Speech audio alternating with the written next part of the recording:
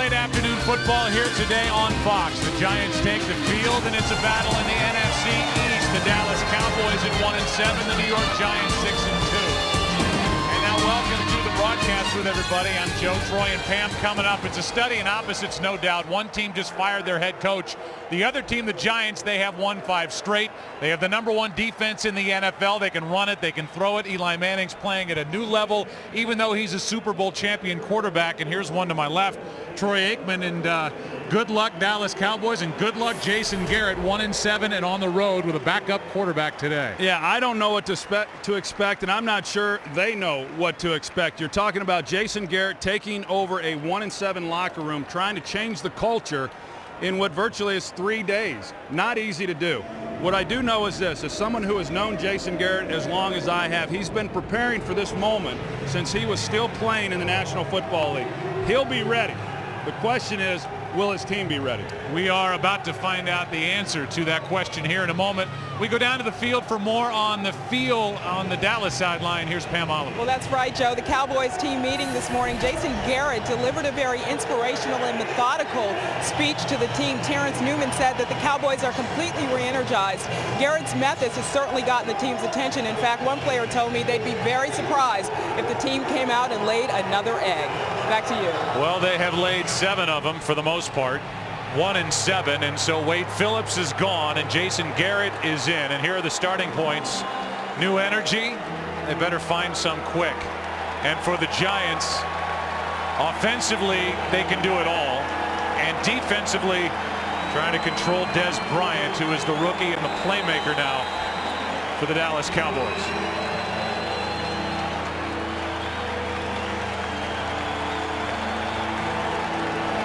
We welcome in a new audience as Beeler kicks it away. Giants will start with a football, and it's Will Blackman. Second week active for the Giants with the return, and Blackman crossed the 20, got to the 21, and that's it. If you're just joining us, the storyline pretty simple. You've got the Giants, who are 6-2, they've won 5 straight, taking on the Dallas Cowboys, 1-7. They fired their head coach Wade Phillips on Monday, and now Jason Garrett takes over. And Troy, here's the question mark in what has always been a constant for the Giants, the offensive line. They've had to reshuffle it again. Well, they have, and I think you look back to last week against the Seattle Seahawks and the decision to put Sean Andrews in at left tackle and Rich Seibert at the center position. All of those things helping them out as they come into this game against Dallas. Start with a throw, and it's Manningham on the edge, and a good play is made by Terrence Newman, a loss of 2.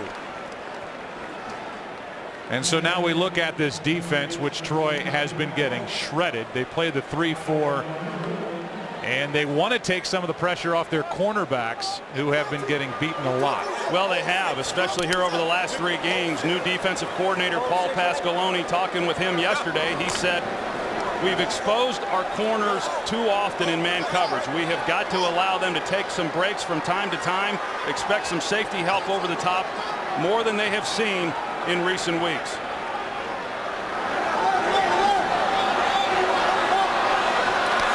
Just got it away on 2nd down and 12. Manning throws, and the pass caught by Hakeem Nicks.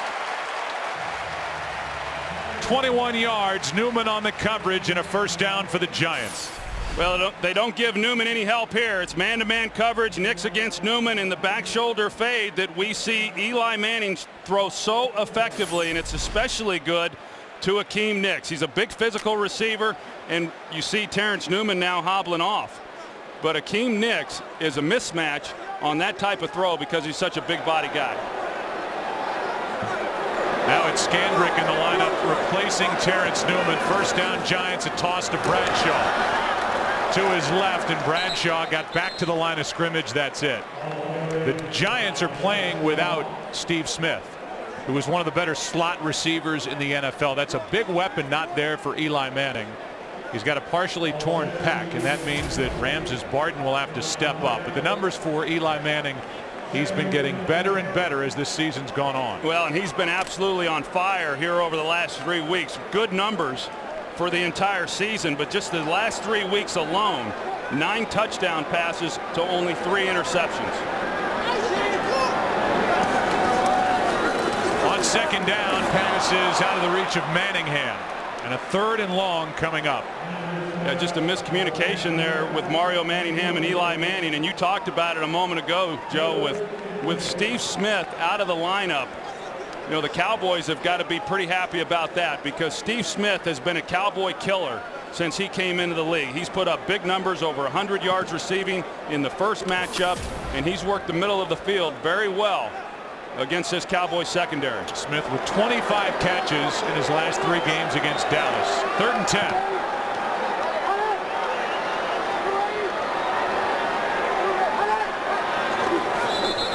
And there was movement prior to the snap.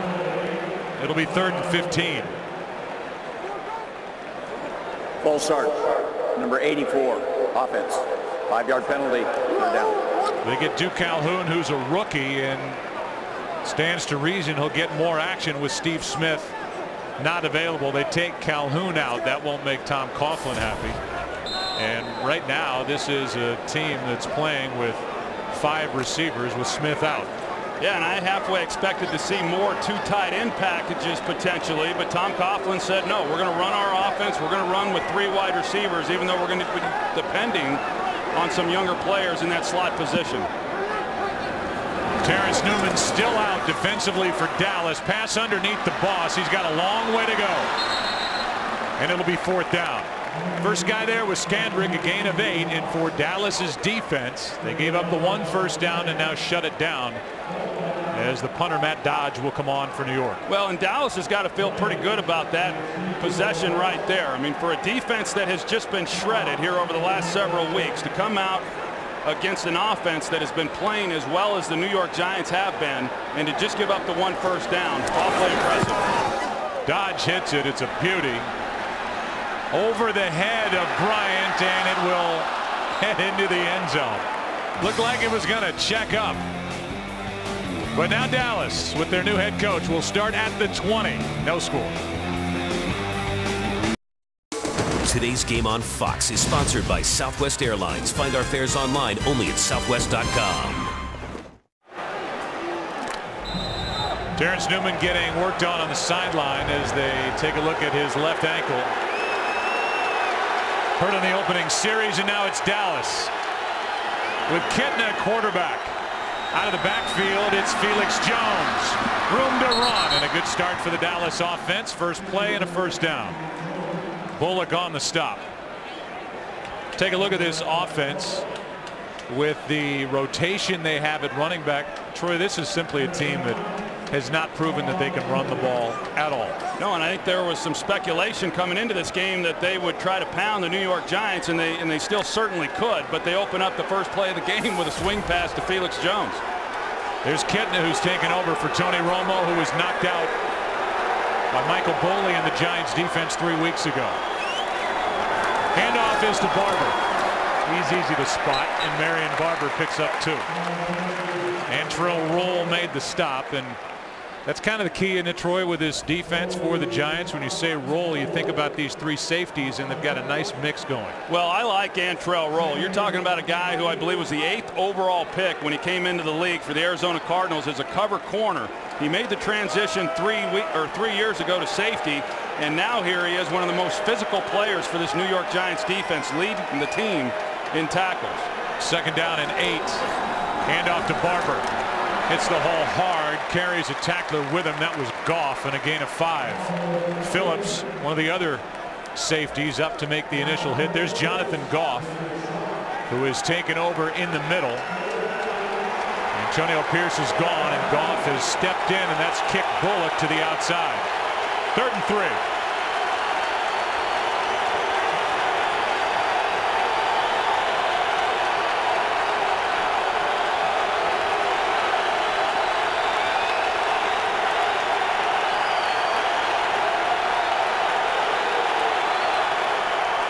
On the ground with Barber. Good support for the Giants, and Barber leaps. They're going to give him a spot short of the first down. Marion Barber did all he could, but the head linesman is going to mark him down about a yard shy of a first down. Well, and this could be head coach Jason Garrett's first major decision to make, whether or not he wants to challenge this. You know, coming into this game, you think back to the last time these two teams met. Dallas was 0 for 10 on 3rd down. And now they're 0 for 11 because there's not going to be a challenge. This is the top 3rd down defense in the NFL, and Garrett will not challenge the play. McBride hits it. Good high hanging punt. Blackman will let it go past him and into the end zone. So now the Giants have it at the 20. No score early in Jersey. Today's game on Fox is sponsored by Bud Light. It's the sure sign of a good time. Here we go. Let's go back and take a look at the end of that Marion Barber carry when he tried to leap for the first down. Yeah, Joe, and I think that had Marion Barber have had the ball in his left arm, you know, he might have been able to challenge that and pick up that first down, but because it was in his right arm, it's where it crosses the sideline as to where then the ball is spotted. Manning with a good pocket in front of him, steps up and throws, completes to Nix. Working on Mike Jenkins. Michael Jenkins, who has had an interesting week after pulling up on a tackle last week at Green Bay. Well, Eli Manning, he gets this kind of protection throughout this game. It's going to be a long afternoon for this defensive secondary for the Dallas Cowboys, because for the 2nd week in a row, you know, Eli Manning has plenty of time in the pocket. We had the game last week in Seattle, Joe. I'm not sure Eli Manning got touched one time, and he shredded them. And again, this is a different look to the offensive line for the Giants as Bradshaw carries it, and Ahmad takes it to the 45. Picked up 2. How about when we visited with Ahmad Bradshaw the other day, and you know, for those that don't really get a chance to see Ahmad Bradshaw, not a very big individual, in fact very small by any standard, and you know, I was asking him how his body was feeling because he's the featured guy this year. He's getting more carries than he's really had at any point in his career, and he said he's sore right up until game time, and it's not until the adrenaline kicks in that he really forgets about the soreness and just goes out and plays. Now, this guy's he's as tough as they come. It's 2nd and 8. They play action to Bradshaw, and a pass is fired to Nix for a first down. Eli shows his fastball and completes it for 14 yards. Well, and this is what I was talking about with Hakeem Nicks, because he doesn't typically get a lot of separation, but when he's challenged, you see that's good coverage right there by Orlando Scandrick, but Hakeem Nicks is very physical at the point of the catch. Kevin Booth is down. Training staff taking a look at him. He was just activated. We'll take a break. Today's game on Fox is sponsored by new Windows Phone. It's time for a phone to save us from our phones. By Avatar Extended Collector's Edition on Blu-ray and DVD Tuesday. And by Taco Bell. Think outside the bun.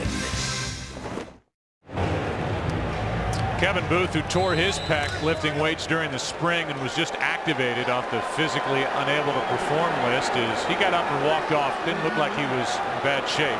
Mitch Petrus takes over at guard as the depth of this offensive line continues to get tested. Here's Bradshaw. Sneaks his way for 5 yards behind all those big bodies. And that injury to Kevin Booth, even though this is his first action and he just came off the PUP list a few weeks ago, you know, putting Mitch Petrus in, the reason they didn't do that to start the game was because of Sean Andrews starting at left tackle. He's playing a new position. They didn't want to then put another young guy next to him, and they thought there'd be more stability with more of a veteran player in Kevin Booth, but now they're back to where they are that they were trying to avoid at the start of the week. Bradshaw takes it down inside the 35, picks up 3. Give you a look at all of the inactives, and for the Giants, 2 big pieces are not there. There's Sean O'Hara, who was out with a mild Liz Frank sprain in his right foot. He missed 3 games earlier with a sprained left ankle. Dave Deal, who had 127 consecutive starts right there coming into today. That streak is over, and they don't know when he's coming back. He's got a partially torn hamstring. It's 3rd and 2. Both Jacobs and Bradshaw in the backfield, and Bradshaw gets it. Good toss from Manning, and Ahmad Bradshaw is down to the 22. A gain of 11 on 3rd and 2. Well, that was a design screen. You know, they're just going to swing out Ahmad Bradshaw. They got right guard Chris Snee, and then the center, Rich Seibert, that get out in front. And once you get all the defensive players then overflowing, you're able to get Ahmad Bradshaw on the cutback. And good job here of Ahmad Bradshaw protecting the football. He's had a problem this year, and in other years hanging on to the ball and visiting with him. I asked him if Tom Coughlin ever has anything to say to him when he comes off after a fumble, and to my surprise, he said no, he never does. Coughlin just says other people go yell at him. Here's Manningham making the catch, stays on his feet, and he will end up losing yardage on the play. McCann made the tackle, a loss of 5, and here's a game break with Kurt Menefee. Well, the New York Jets are in overtime for the second straight week, this time at Cleveland after missing a field goal attempt. This is basically a glorified punt. It's an interception thrown by Mark Sanchez. Bottom line, a minute and a half to go. Cleveland with the ball inside their own 10, trying to avoid the first time in the NFL in 2 years. Joe, Troy, Pam. I wonder if Donovan McNabb is watching that game in preparation for his action later against Philadelphia. You can have a tie in the NFL. You know, he's had a tough enough go in the last couple of whatever. Here's Bradshaw taking it down to the 25, maybe inches inside, a gain of 3. About the last 5 games for Tom Coughlin's crew, and I think it's to his credit. You know, they played an undermanned Seattle team last week. He has the ability of keeping his team up, and whatever the message is every week, it's delivered. These guys get it and they carry out their plan. I think what Tom Coughlin has been doing in New York for the last several years is essentially what Jason Garrett tried to do this week in Dallas, and make people accountable and let them understand that, hey, these are the ways that we are going to do things, and every time these players walk into the building, they know what to expect from their head coach. They're down in 12, end zone. Jenkins incomplete. Mike Jenkins almost came away with his second pick of the year. He's just not able to get that foot down. Probably would be a good week for Michael Jenkins to show up and have a big game. Why he's got possession there, and then he gets his left foot down, but the right one's out of bounds. Why does Troy say that? Well, Mike Jenkins last week, by his own admission, gave up on a play, pulled away from a hit on James Jones in the third quarter in that blowout loss at Green Bay. We were here a couple of years ago when, as a rookie, he pulled off a tackle. Tynes delivers the first points of the day, 43 yards, and the Giants strike first. 3-0 New York. There's the scoring drive as Lawrence Tynes caps it with the field goal. Eli Manning, Kevin Gilbride, the offensive coordinator, looking at the pictures on the sideline, and now the Cowboys will get it again. First week under new head coach Jason Garrett, first week under new defensive coordinator Paul Pasqualoni. And Tynes kicks it off. McCann on the return. Former star at SMU. Given a lift to the kick return unit for the Cowboys. That one good for 21. Here comes Kitna with the Cowboys down 3.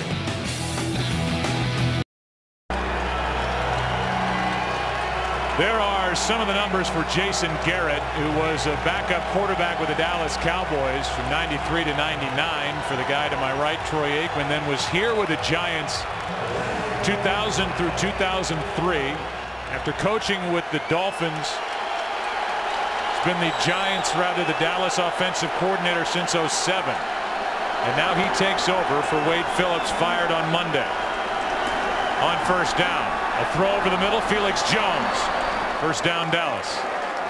13 yards, Goff on the stop for the Giants. Ernie Accorsi, the former general manager who was here while Jason played for the Giants for 4 years, said this week that Jason Garrett could have gone on to be anything that he wanted to be, and I couldn't agree more. In fact, I think he could run for president if he had wanted to. I mean, he's that type of individual, and I'm not so sure that president might not be an easier job. At least you get 4 years. I mean, he's only getting 8 weeks on this job, right?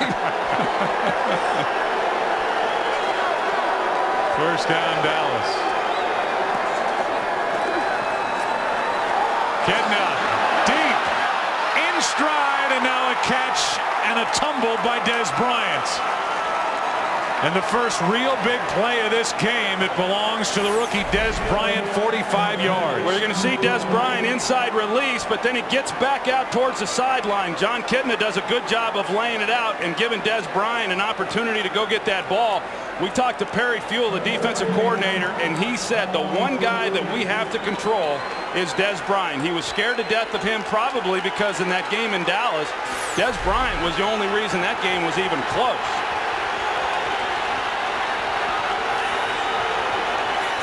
Felix Jones at tailback for the end zone, and there he is again. Dez Bryant incomplete. And Bryant wants the sideline to challenge it. There was a juggle, a near catch, and let's take a look. What an effort.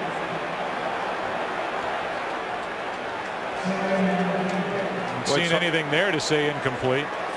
Let's see. Yeah, I think the fact that they ruled it an incompletion is why it probably won't be overturned. It looked to me like he probably did get his right forearm under the ball, but I don't think there's enough there to overturn it, but Jason Garrett's going to find out. Garrett shows off his throwing arm. Longtime backup who was 6-3. Dallas challenging the ruling on the field of an incomplete pass. Garrett, who was 6-3, replacing Aikman as a starter with the Cowboys. Bryant looked like he had the arm under it to me. We'll get the call when we come back. Jason Garrett smiling on the right. He may be 1 for 1 challenging a call in the NFL as a head coach. It looks like Bryant has his right arm under the ball, and the tip of the ball never does come down on the ground, and he secures the catch. Well, and there's no question that Dez Bryant felt that he had caught it by the way he got up after he saw that it was ruled incomplete. Dez Bryant's pleading with Garrett to throw the flag. He did, and we're just waiting on the call from Bill Levy. And how about Dez Bryant? I mean, this guy has had one heck of a rookie season. I mean, just amazing player. I mean, when you look at the Cowboys and some of the poor performances that have taken place by individuals, he's been the one constant. He shows up each and every week, whether it's in the special teams, returns. He's had a couple of punts already returned for touchdowns, one of which was against the Giants in their first meeting, and he plays hard each and every week. It would be his 7th touchdown overall, 5th touchdown catch. The previous play was a career-long 45-yard reception for Dez Bryant, and there is the wide-eyed Jason Garrett who throws his first challenge flag. You know, he does still have it. You see the delivery there, and he held it. You mentioned earlier about Jason smiling. You will see Jason Garrett smile a lot. That's kind of what he does. Here it is. After reviewing the play, the receiver had control in the air. When he hit the ground, he maintained control. It is a touchdown. Dallas will now be charged a timeout.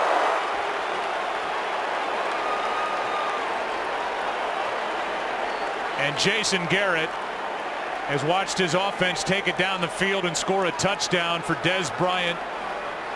Touchdown reception number 5, and he gets better by the week. And Troy, as you said, I mean, he was the one guy that showed up last week at Green Bay with a career-high 9 catches, a career-high 86 yards, and the number 1 threat to this Giants defense as Beeler misses the extra point.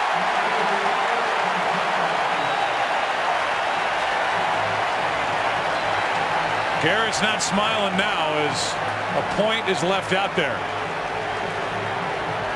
Cofield got some push in the middle. Did he get a piece of it, or was it just a straight miss? No, there was a hand that got on it, Joe. Right there, yep. Cofield. So Barry Cofield ticked it on its way past the line of scrimmage, and it's a 6-3 game. Let's go for a game break. Here's Kurt Menefee. In overtime against Cleveland, the Jets get the ball back with 30 seconds remaining on the clock. Mark Sanchez hooks up with Santonio Holmes for the game winner. Jets win in OT for the 2nd week in a row, this time at Cleveland, 26-20 the final. Joe, Troy, Pat.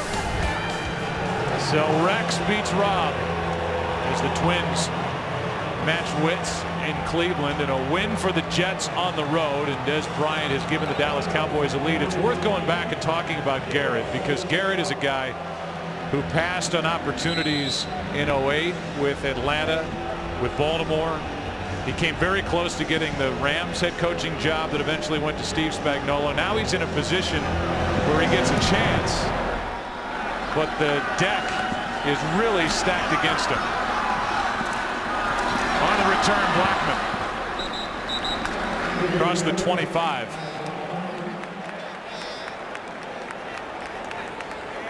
And as we welcome you inside our broadcast booth, I think that's really the situation that Garrett's in. Yeah, you get your chance to be the head coach, but now what do you do with it? And if it doesn't go well, how far does it set you back? Well, and I'd wondered if even Jason Garrett had a choice in this matter. He said there was no choice, at least on his part. He was taking this job. It's a job that, you know, he's obviously thrilled to have, and he's going to make the best of it. Things changed this week in Dallas. He put them in full pads on Wednesday.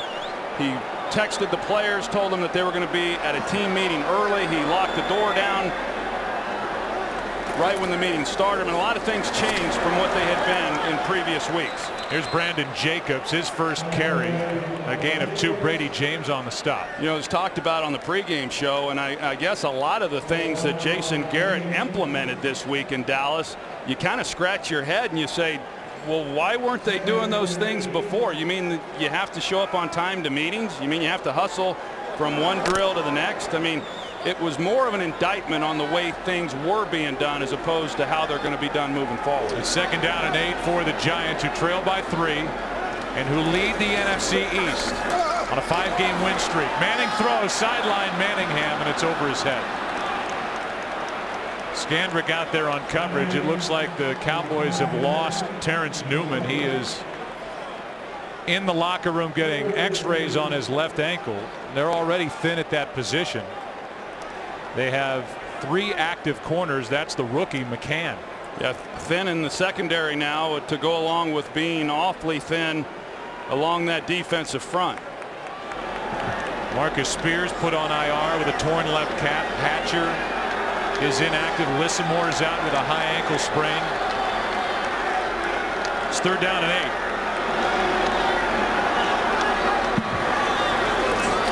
Manning throws. Kevin Moss. And Moss is forced out of bounds, short of a first down by Brady James. Yeah, and that's what we've seen now the last couple of times on 3rd down for the New York Giants. They haven't been able to get the ball down the field. They've been in 3rd and long, which has been the biggest problem, because they haven't been very good on 1st and 2nd downs. They've had to come underneath the Kevin Boss, and both times the Cowboys have come up and put hits on him before he's able to get the yardage. Dallas Cowboys are showing life here early. And if they quit last week at Green Bay or quit the week before, they've come here to play. Awful punt by Dodge. Matt Dodge hit it off the side of his foot. I think part of that, Joe, is he's so worried about kicking the ball to Des Bryant that he's trying to change it up a little bit, and you know that can pose some problems for a young punter. Just a 31-yard punt by Dodge. Stats haven't been bad for Matt Dodge. Problem is he's had a tough time catching snaps, and this time he hit it off the instep, the inside of his right foot. It was just a 31-yard punt. So good field position for Dallas, up by 3. Toss to Miles Austin, coming underneath, and well played. Antrell Roll, no gain. It's really a nice job by Antrell Roll. I was talking about him earlier in this game, leading the team in tackles, and he fills that gap very well. He stayed home, didn't buy into the play action in the backfield, and came up and made a nice play in the open field on Miles Austin. Antrell Roll was very critical of his teammates after a 38-14 loss at Indianapolis. It carried over the next week. A 29-10 loss at home against Tennessee. He questioned the effort. His team has picked it up, and now they've won 5 straight. Here's Felix Jones. Big run. Felix Jones has a first down for Dallas. Picked up 12. Terrell Thomas on the stop. And Tuck is slow to get up. Next week, Fox NFL Sunday, Packers, Vikings. Redskins, Titans, Lions, Cowboys, or Cardinals, Chiefs. Late game is the Seahawks and Saints, the Falcons and Rams, Bucks and 49ers. It's all next week starting at 1 Eastern, 10 a.m. Pacific.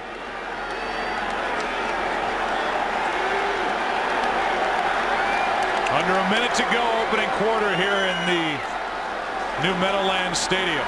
And on first down, Miles Austin, what a throw from Kitna. And Austin is down inside the 10, first and goal. 44 yards from John Kitna. Well, you're going to see the inside release here by Witten. That ties up the safety here. And so it's one-on-one on the outside. And you're going to see the open field there down the middle. And just a perfectly thrown ball there by John Kitna. The Cowboys, if they wish, could let the clock expire on the first quarter, but they're going to run another play. First and goal. That's that route combination against the coverage that the Giants were running, and it worked beautifully. Handoff to Felix Jones, who's going to be marked down short of the end zone. His knee was down, and they're going to mark him near the 1. And it will be second and goal from the 1 when we start the second quarter. 6-3 Dallas after 1. The NFL on Fox will continue after this from your local Fox station.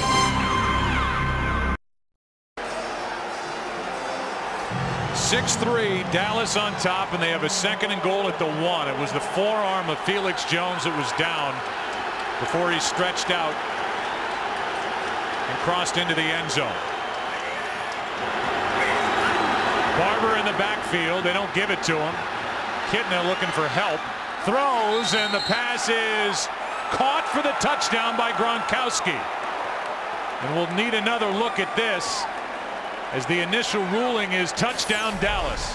Well, it's just Gronkowski keeping a play alive, and then John Kitna throwing it to him. You see that he had caught it, but the ball did hit the ground. And I'm not so sure that that's a touchdown. I agree. That ball moved. Yeah, it's almost simultaneous at the time that he's making the catch and the ball then hitting the ground. And yeah, I agree, Joe. It looks to me like that's what allowed him then to secure the ball, and a good call there by the officials correcting it. So one official came in and overruled, and while the Dallas offense left the field, now they're back on, so no challenge necessary. They corrected on the field, and it's third and goal from the 1.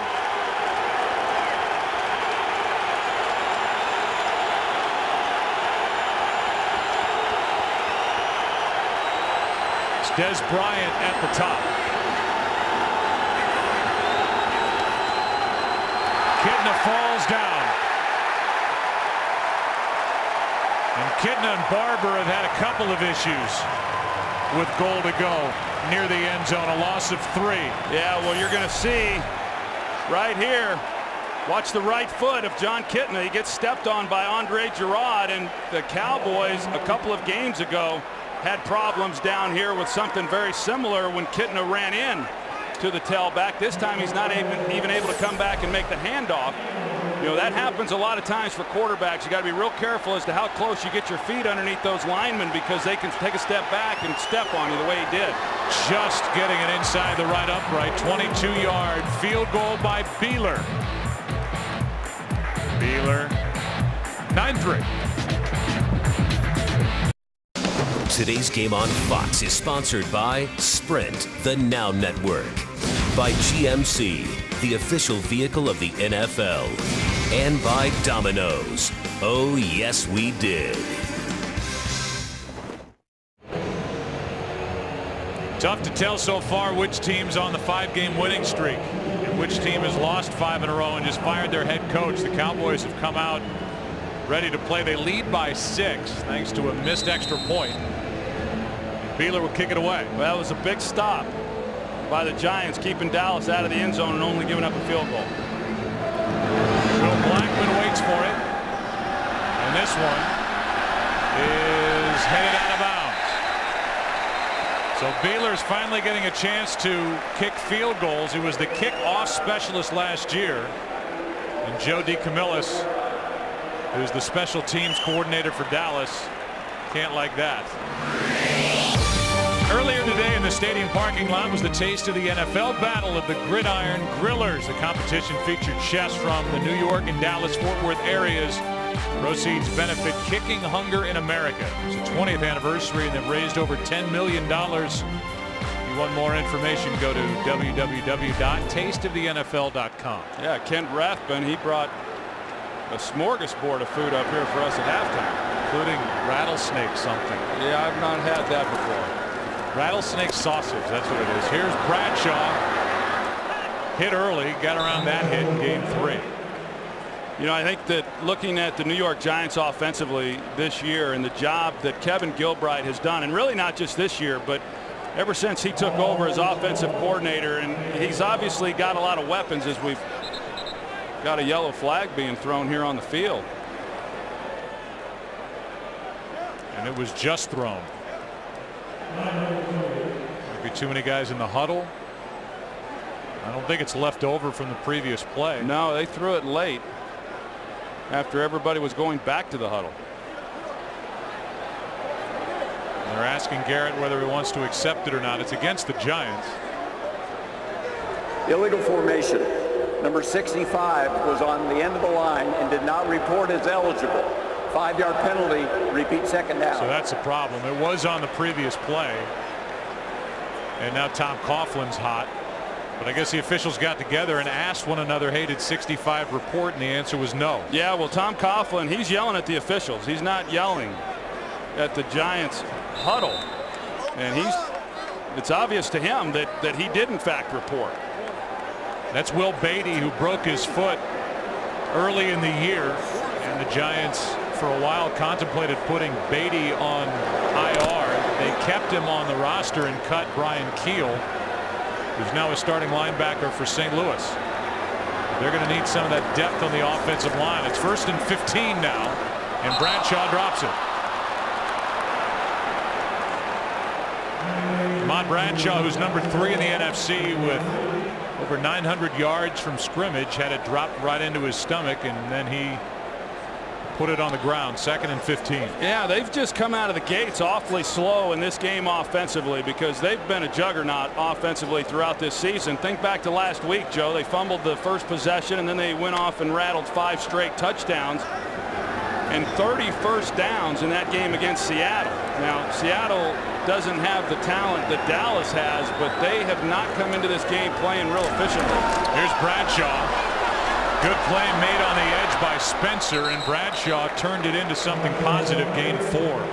Yeah, we've seen him now the last few times he's had the ball. He's had contact in the backfield, and he's done just about everything he can to turn it into a positive play. And, you know, once again, the Giants here are faced with a 3rd and long.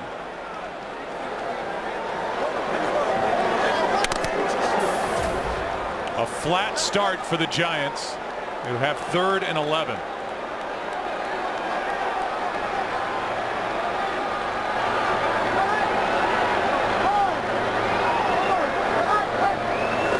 Movement up front defensively for Dallas prior to the snap. Here's Bradshaw underneath, knocked down at the marker. 1st down, Giants. McCann on the tackle. Looked like Akeem Nicks just does a good job of at least picking off one, and then it was 2 guys there to try to make the play on Ahmad Bradshaw before he picks up the 1st down. And Ahmad Bradshaw probably should have been stopped before he made it to the 1st down marker, but just a good job of individual running right there on his part to pick it up. Nicks with the block on Brady James. 11.5 yards on 3rd and 11. Down by 6. Manning steps up, hits Bradshaw. And Ahmad carries a tackler inside the 45 to the 43. Gain of 6. This is something that we saw from Eli Manning last week against Seattle, just being very patient, and he's had to be patient again in this game. You know, so many times we've seen him already having to come down underneath to his backs, check it down, and just try to get as much of it as he can. They're the offensive leaders for the Giants.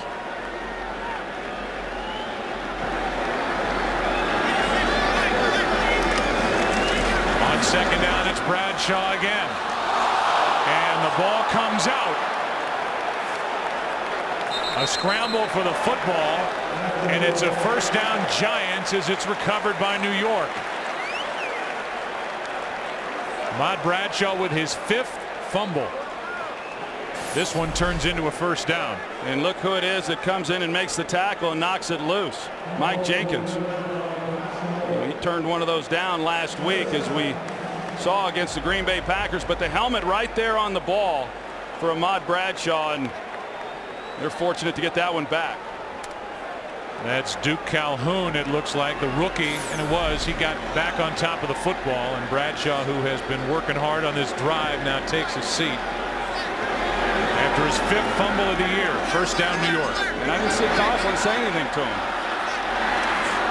Play clock winding down, and the pass is out of the reach of Nix. You know, I was going into earlier before that flag was thrown a while back on Kevin Gilbride and the job that he has done. The thing about this New York Giants offense is, you know, when you talk about balance, and every offensive coordinator wants to be balanced, they want the ability to run the ball against 7-man fronts and then throw the ball versus 8-man fronts. Not many teams can really do that. The Giants are one of them. They throw the ball very well, second in the NFL in terms of big plays down the field as well. And all 3 of their running backs averaging over 5 yards a carry. Little pump fake, and the pass caught by Jacobs, who's brought down from behind. Play was made by Victor Butler. Victor Butler, who is in his 2nd year out of Oregon State, gets in there and makes a play, a gain of only 1. Yeah, and Paul Pasqualoni, you got to remember, when Wade Phillips was fired, he was the defensive coordinator. Paul Pasqualoni, he was the defensive line coach. He takes over that role. He came to Dallas with Bill Parcells, and then when Parcells went to Miami and Tony Sperano, they hired Pasqualoni to be the defensive coordinator. He was there for 2 years, got fired a year ago right before the playoffs. He was out of work about 20 minutes before the Cowboys found out about it, and Jerry hired him, and everybody I have talked to is very impressed with him. Pass is caught. That's Barden. And on 3rd and 9, a completion of 27 yards for Eli Manning. Well, they knew coming into the game that Ramses Barden was going to get an opportunity because of Steve Smith. He's 6'6", not overly fast, but he runs a good route. He got pressure up on Michael Jenkins. He snaps it to the inside, and just a good job. And, of course, good protection by the New York Giants. If you're going to be able to do that, you've got to control DeMarcus Ware, and they've done that in this game. 26-yard completion. That's the long of the year for Barden, who now has caught 3. Had a big one at Dallas 3 weeks ago. Bradshaw back in the lineup, fighting his way near the 1. They're going to mark his forward progress stopped at the 2, but I'm sure Tom Coughlin will say I can get mad at him for the fumbles. But here's a little guy who's dragging 6 people with him. Well, let me just tell you, he's one of these guys that I would have loved to have played with as a player. I mean, he is tough as nails. He shows up every week. The fumbles, yeah, you deal with those types of things because you know this guy's going to produce more times than not. Now Mike Jenkins is down for the Cowboys. They look at him. We'll take a break.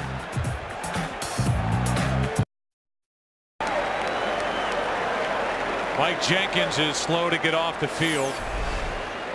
You see at the end of the play right there, he gets hit by Bear Pasco, number 86. That's Jenkins with his head snapping back, able to get up and walk off.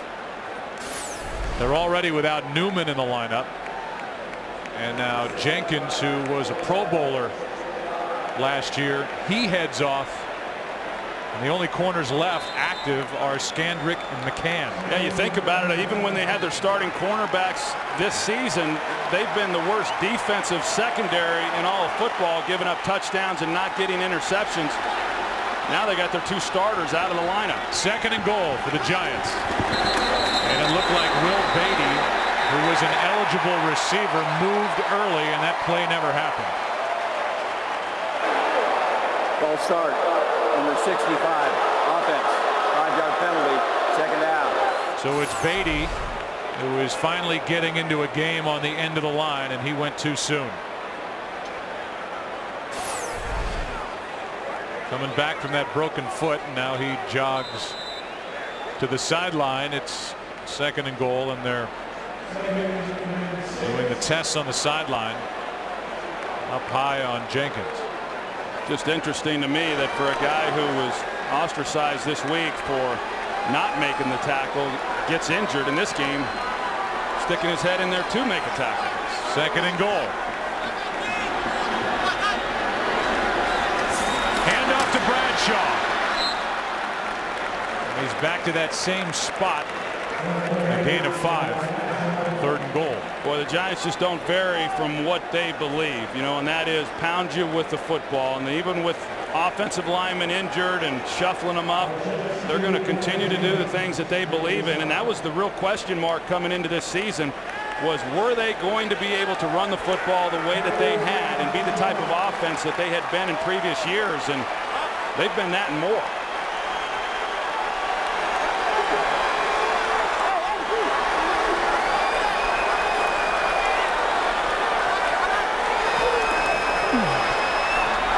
Is picked off, intercepted by McCann. No one to get him. Brian McCann all alone. Touchdown Dallas Cowboys. There are no flags.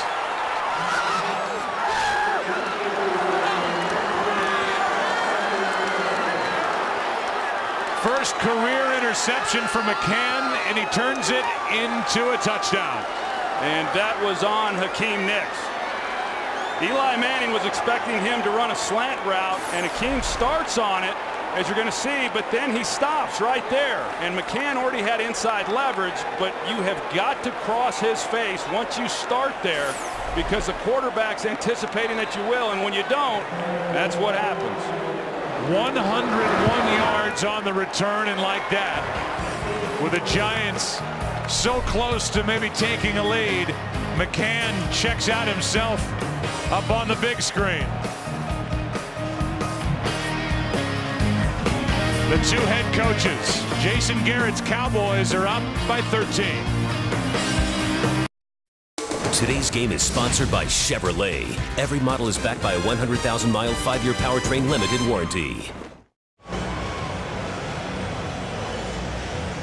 Well, for a team that was nearly a 2-touchdown underdog coming into this game, they get a 101-yard interception return for a touchdown from Brian McCann. And if the Giants didn't know they had their hands full coming in, they do now, trailing by 13 with 7.5 to go in the first half. Boy, and Dallas just doesn't get a lot of interceptions, let alone to run it all the way back for a touchdown. This is a team that had only 5 interceptions all season coming in and just 10 takeaways. Turn their 11th right into points. Here's Blackman. And Will Blackman carries it back out to the 25. So 101 yards from Brian McCann, number 37, his first in the NFL. Soldiers from Camp Leatherneck in Afghanistan cheering. The Cowboy fans are, at least. 16-3 Dallas.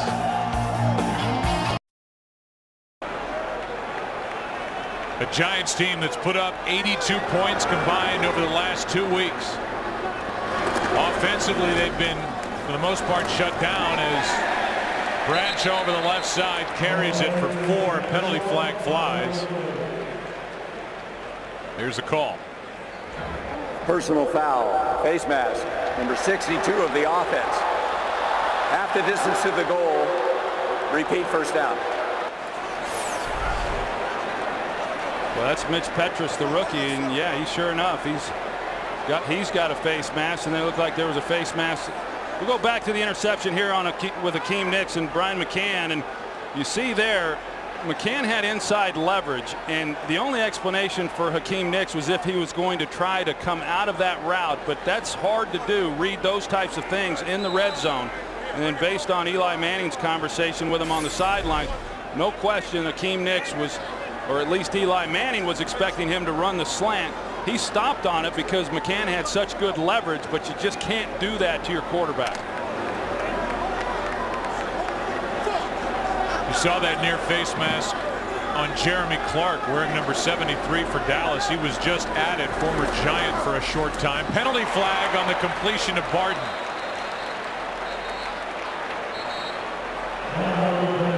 Let's get the call from Bill Levy.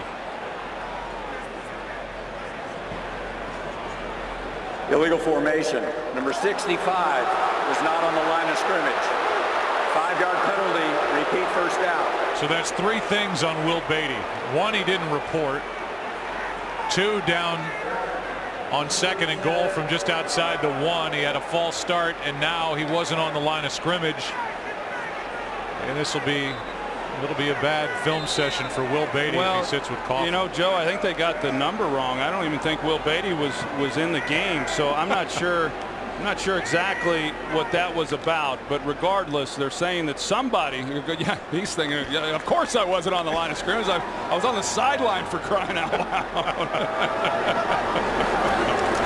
So it's 1st and 25. Bradshaw, Brady James.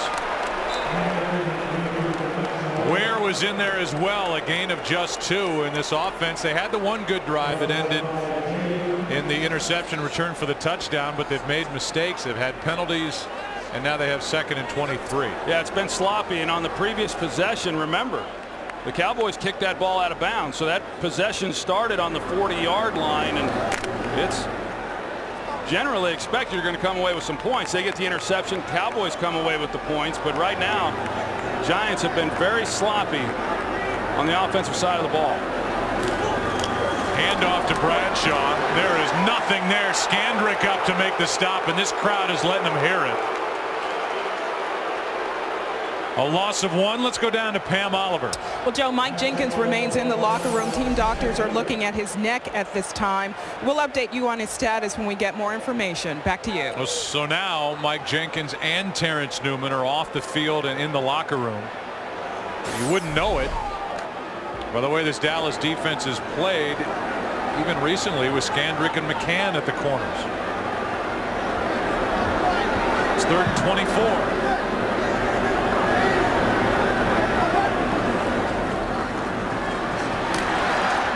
Pass is bobbled and dropped by Boss. Throw a little high. It's 4th down, and let's go for a game break. Here's Kurt. Well, after being thumped by the Giants last week, Seattle doing a nice job of bouncing back today in Arizona. Matt Hasselbeck hooking up with Dion Butler. Butler makes a couple of moves and outruns 3 Cardinals to the end zone. 63 yards on the score. 17-10. Seahawks on top for the 2nd quarter.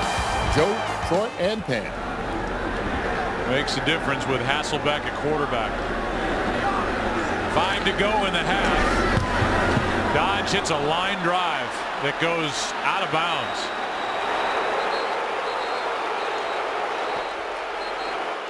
Well, he's having a tough night too. I'll say. Dallas will start this possession on the Giants side of the 50, and that was just 32 yards after a 31-yarder earlier.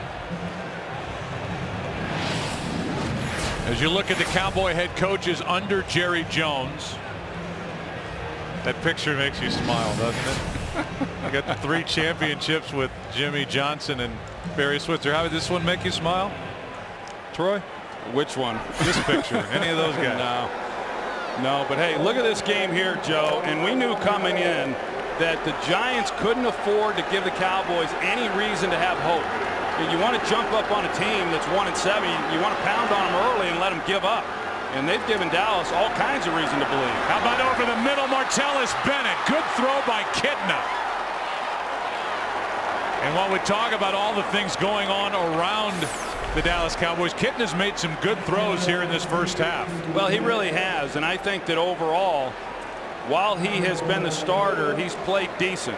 You know, I mean, he had the interceptions a couple of weeks ago. A number of those balls were tipped. This is a guy, he's making his 118th start, you know, here today. So he has played a lot of football, and he's won games.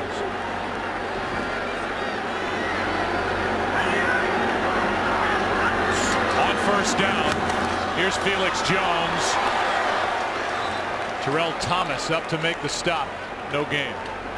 But there's no question that we're looking at a different team in the Dallas Cowboys from what we've seen in recent weeks. And you know, Tony Romo going down, there's a number of people that would say, well, this season wouldn't be nearly as bad as it is if he had stayed healthy. And of course, it was these Giants that knocked him out. They were 1-4 when he was healthy. You know, I have a hard time saying that much would have been different with Tony Romo on the field. Not to imply that he's not a better player, but this team already had problems. Fake toss, Kittner rolls, and then throws it away from Bennett. There was nothing out there. You look at the NFC East. The Giants are on top at 6-2. Philadelphia plays at Washington on Monday night. And then there's Dallas at 1-7. They play in Arlington, which will be the site for Super Bowl 45 on February 6th.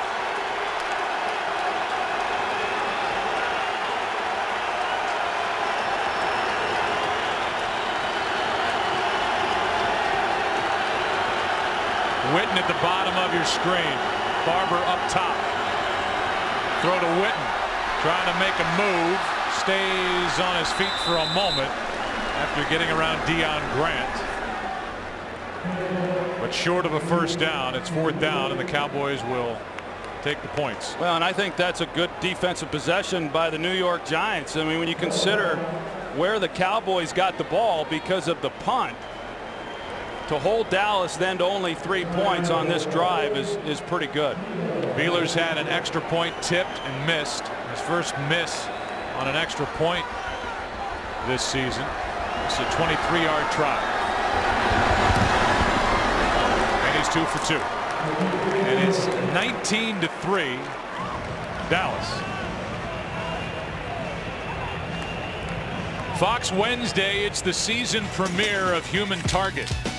The man who will guard your life with his own is getting a little backup. Your life is on the line. They're the team to call. Human Target season premiere Wednesday at 8 Eastern, 7 Central on Fox. We're going to talk about the Giants when they get the ball, but just to follow up on a point that you talked about and they talked about on the pregame show, Fox NFL Sunday. Going through my notes, you and I did that game when they were 0-2 and playing in Houston. And that week, the Dallas players had a players-only meeting after week 2. And Terrence Newman was openly questioning the practice environment. And then you roll the clock forward and they get off to the 1-7 start. They fire Wade Phillips. And Jason Garrett said expectations aren't about playing a Super Bowl in your home stadium. It's about having a good crisp Wednesday followed by a good crisp Thursday and people showing up on time, hustling. I mean, you talk about back to Little League fundamentals. That's where they are. Well, he definitely got these players' attention. For most of them, I think it was a welcome change. There's always going to be some dissent amongst others, and Jason Garrett, quite frankly, doesn't care. Good booming kick this time from Beeler. That's Blackman from around the 3. Makes a move. Can't make the 30. Mark him at the 26. Sean Lee downfield to make the stop.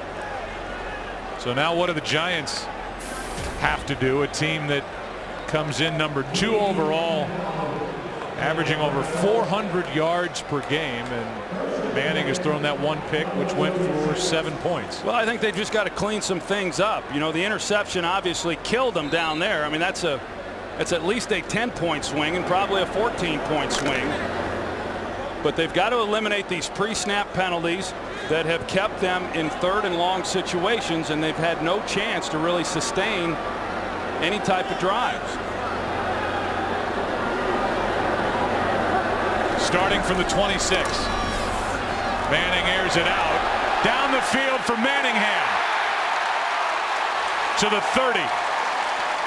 McCann on the stop after a completion and run of 44 yards. Well, it's the same combination of routes that we saw Dallas run. They're going to release Kevin Boss here, and that then pulls the safety. You're going to see the safety right there in the middle. He has to go with Kevin Boss, so then you get no middle help. You're one-on-one on the outside. They call that coverage 2 switch, but once they release the tight end vertically off the field, up the field, then the outside corner, McCann, has to know he has no help and has to then cover that guy to the middle of the field. If the tight end released across the field, then he would get safety help. Giants spend a timeout. They have 2 left, 2.5 minutes to go in the half in what is a 16-point game. And you think that Eli Manning and the Giants offensively, Troy, have got to take advantage of the fact that a 2-time Pro Bowler Newman is out. The Pro Bowler from last year, Mike Jenkins, is out. Now Newman comes back on the field, and we have not seen him since the opening possession, and Dallas needs him because they just are thin at the cornerback spot. Yeah, and you would expect that the Giants will continue to take advantage and get something going. Remember, this is a Giants team that just doesn't quit. Think back to the last time these two teams met. New York was down 20-7, and they still were able to come back and win that game, rattled off 30-something straight points. This is a big drive right here, though, for the New York Giants. They have over 200 yards of offense, but just 3 points. Newman didn't look like he was moving around well at all. As Manning throws, completes to Barton. Rams us to the 25, a gain of 5. I think that's part of it, though, Joe, is you really can't take a breath if you're Dallas against this offense because they are so explosive. 2nd and 5. Manning throws, pass complete. Good effort by Nix. Got away from a tackle. That was McCann. He whiffed. And with that effort, 15 yards, 10 of them after the missed tackle. Hakeem Nicks is like Dallas's version of Des Bryant. I mean, look how big and physical he is. Just great hands. I mean, he's got huge hands, and he's strong at the point of the catch. And he's able to haul those passes in, and then he's just difficult to get to the ground. I asked him the other day, what is the thing that you do best? And he said, run after the catch. Pretty good example of it there. 10 yards after the catch. First down, Giants. We're at the 2-minute warning.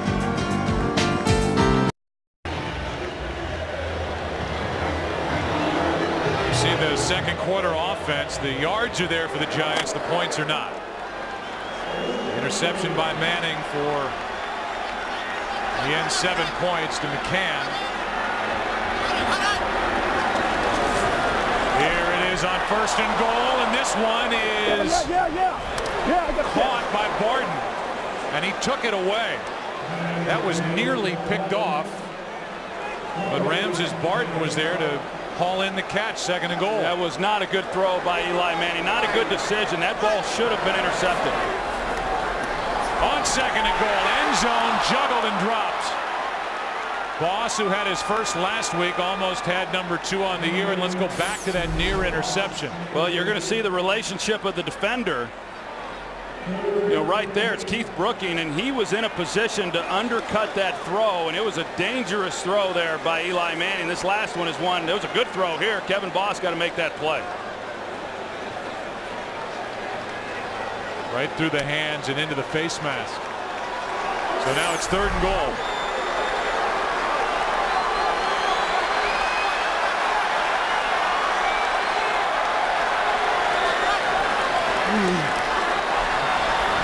Throwing off his back foot. Flag is down, and a good defensive play by Skandrick on Barton.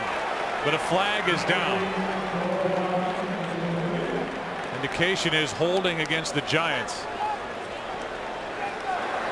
Holding. Number 76 offense. Penalty is declined. 4th down. And so it's a hold defensively for Dallas after a 1st and goal from the 10. That's right here on right guard Chris Snee. It's just Jay Ratliff, and you saw that left arm get up around his neck, and they're just trying to get the ball up high to Ramses Barton at 6'6". They're in the red zone, but it wouldn't have counted anyway. Tynes delivered the first points of the day. Dallas with 19 straight. And now Tynes is 2 for 2, hits from 25. How about if we do it then and now? Phil McConkey, before signing with the Giants as a 27-year-old rookie, McConkey served for 4 years in the Navy as a pilot. Probably best known for the touchdown catch in Super Bowl 21 off a Mark Bavaro deflection. And now today, part of a pregame ceremony and a two-way feed back and forth with Afghanistan. Well, Phil McConkey is an impressive individual. I spent some time out in San Diego this summer, and he was kind enough to take me and a few others to visit the Navy SEALs operation in Coronado, and what an impressive group of individuals that is. But Phil helped line that up, and good to see him here in New York today.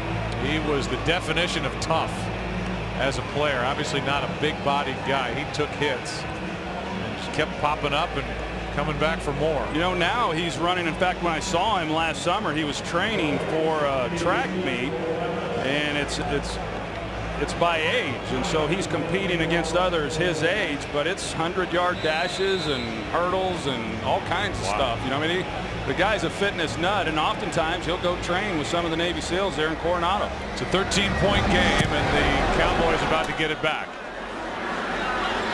Des Bryant, the rookie.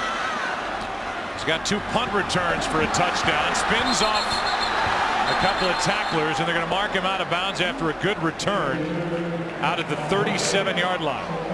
Every time he touches the ball, something happens for Dallas, and it's usually something good. But the early game headliners in a win. Jay Cutler, a 2-touchdown win over the Minnesota Vikings. There's his day. Josh Freeman, another win for the Tampa Bay Buccaneers, and David Garrard, who got hot against the Dallas Cowboys. He had a big day, threw for 342. And Jacksonville's 7-point win over Houston. Cowboys offense averaging over 11 yards per play. And on the ground, it's Felix Jones. And Jones is knocked down at the marker. About 9.5 yards from Jones. Well, and they've run the ball well. This is probably the best that Dallas has run the ball all season long, really. You know, they've been able to maintain some balance. Of course, the score has dictated that, but Perry Fuel, the defensive coordinator for the Giants, he anticipated this. He said, I think they're going to come into this game and try to run the ball a little bit more than what they have seen. Now, of course, in this situation, they will start throwing it at some point. They're going to have to call a timeout here. They have 3 left, and they call it. I'm surprised they huddled up, which they did before that 2nd and 1. And with 42 seconds left, timeout Dallas. We look back. That circus catch by Des Bryant. Extra point was missed. Cowboys challenged it. Call was reversed. Touchdown Dallas. And then this 101 yards from McCann on a 3rd and goal. Interception thrown by Eli Manning. And while the yards are there offensively for the Giants, with a total of 226, they have just 2 field goals. Visa halftime's coming up. Kurt Terry, Howie Michael, and Jimmy talk about the Vikings. Their troubles continue. They lost on the road at Chicago earlier today, and the Bucs bounce back. How about Tampa Bay? They're 6-3. I think Jason Garrett right now would like to be aggressive with John Kitna and try to come away with some more points, but right now he's got all the momentum working in his favor.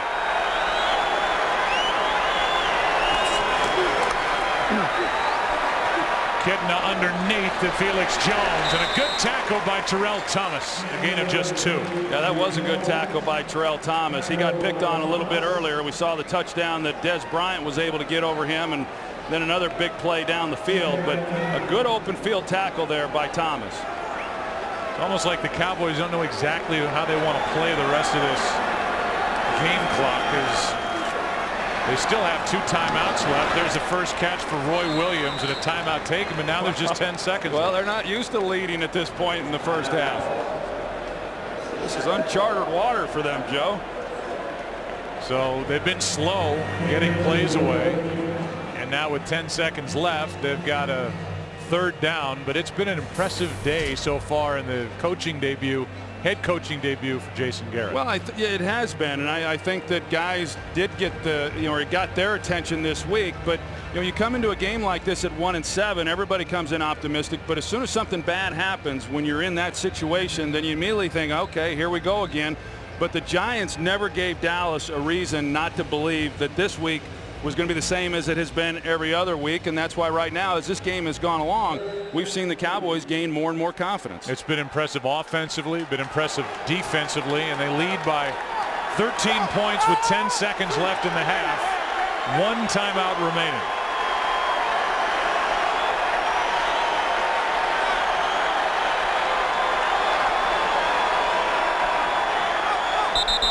And that's going to be a false start on Kitna. False start, number 3, offense, 5-yard penalty, 3rd down. So just to give you the numbers, it would be a 67-yard field goal from here. So that tells you they need to get 14, 15 yards or so to give Beeler a realistic shot. He's got a big leg, and it's 3rd and 8. They can use the middle of the field here with a timeout left.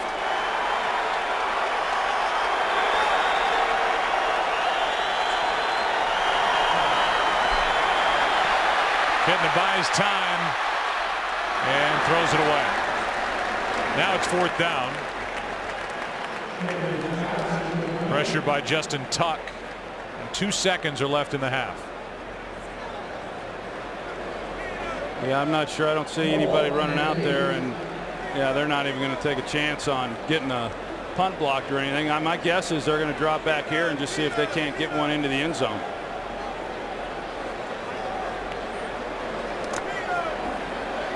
Or just take a knee. 2 seconds left in the half, and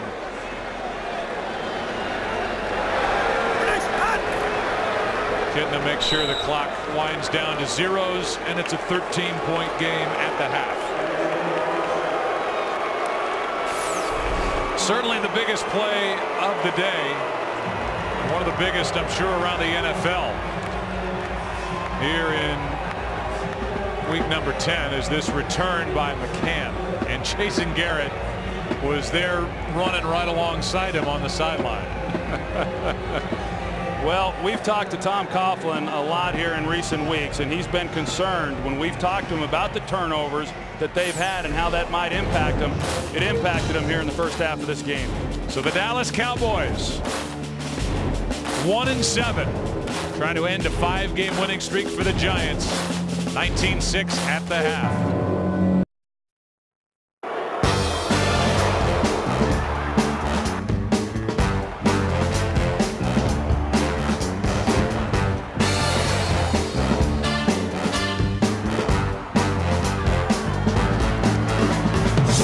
An emotional start for Jason Garrett, taking over this week as head coach of the Dallas Cowboys. Follow your favorite team all season long. Just go to itunes.com/NFL. Dallas will start this half with a football. Dez Bryant, who has been electrifying as a rookie for the Cowboys, waits for it. 13-point Dallas lead.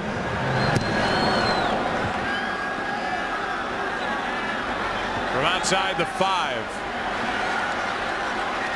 Bryant brought down from behind, inches shy. The 30 down to the field, and Pam Oliver. Well, Joe, by contrast to the Giants, the Cowboys have been showing outstanding energy all day. Jason Garrett told me at the half that as far as his cornerback situation goes, Mike Jenkins, who is out with a sprained neck, well, we just got to survive that, he said. Tom Coughlin says if we start making some plays, maybe we can get some momentum, and then maybe we can get some energy. Back to you. Well, right now for the Giants, it's up to the defense, which is the #1 ranked defense in the NFL. They've been on a roll during this 5-game win streak. They've allowed just 15 points per game.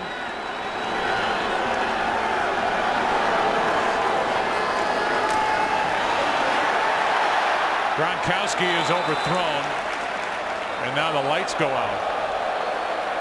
The lights just went out here at New Meadowlands Stadium.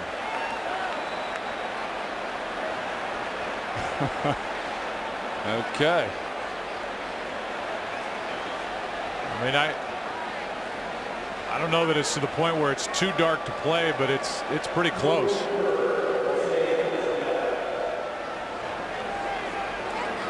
And we'll get word as Bill Levy will go over and check with the stadium ops people, I would guess, to see what the deal is. So we'll take a break, and Troy will try to find that switch he leaned on accidentally. Get the lights back on. We're playing football here in Jersey. Today's game on Fox is sponsored by Southwest Airlines. Find our fares online only at southwest.com. By Nissan. Innovation for today, innovation for tomorrow, innovation for all. By State Farm. Like a good neighbor, State Farm is there. And by Bud Light. It's the sure sign of a good time. Here we go. Well, the word is we're going to play. Okay. That's good. A little darker than before. It is really dark down to our right. Yeah, that's probably the darkest, right behind where the Cowboys are right now on the field is probably the darkest area of the field. Cowboys are moving down toward the light. And on 2nd and 10, here is Felix Jones. And see if this defense for the Giants comes alive. O.C. Umenyiora makes the play. Mike Pereira is with us from out in Los Angeles. Mike, what is the procedure typically when you're in this type situation?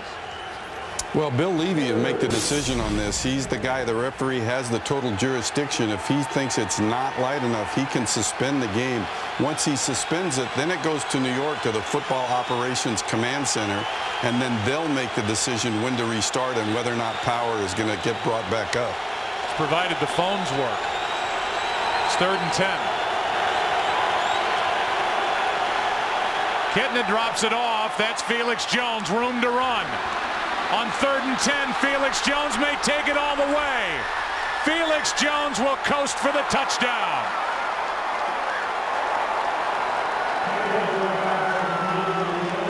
In a game of big plays for the Dallas Cowboys, they just get another 71 yards to the light and to the end zone for Dallas. The Giants are in man coverage. It looks like right here. No, that's Tuck. I couldn't tell who exactly was supposed to be in man coverage on Felix Jones because they're man elsewhere. And then once Felix Jones gets the ball to the outside, everybody running with their backs to Felix Jones and with a convoy out in front of him. And once Felix is in the open field, he's not going to get caught.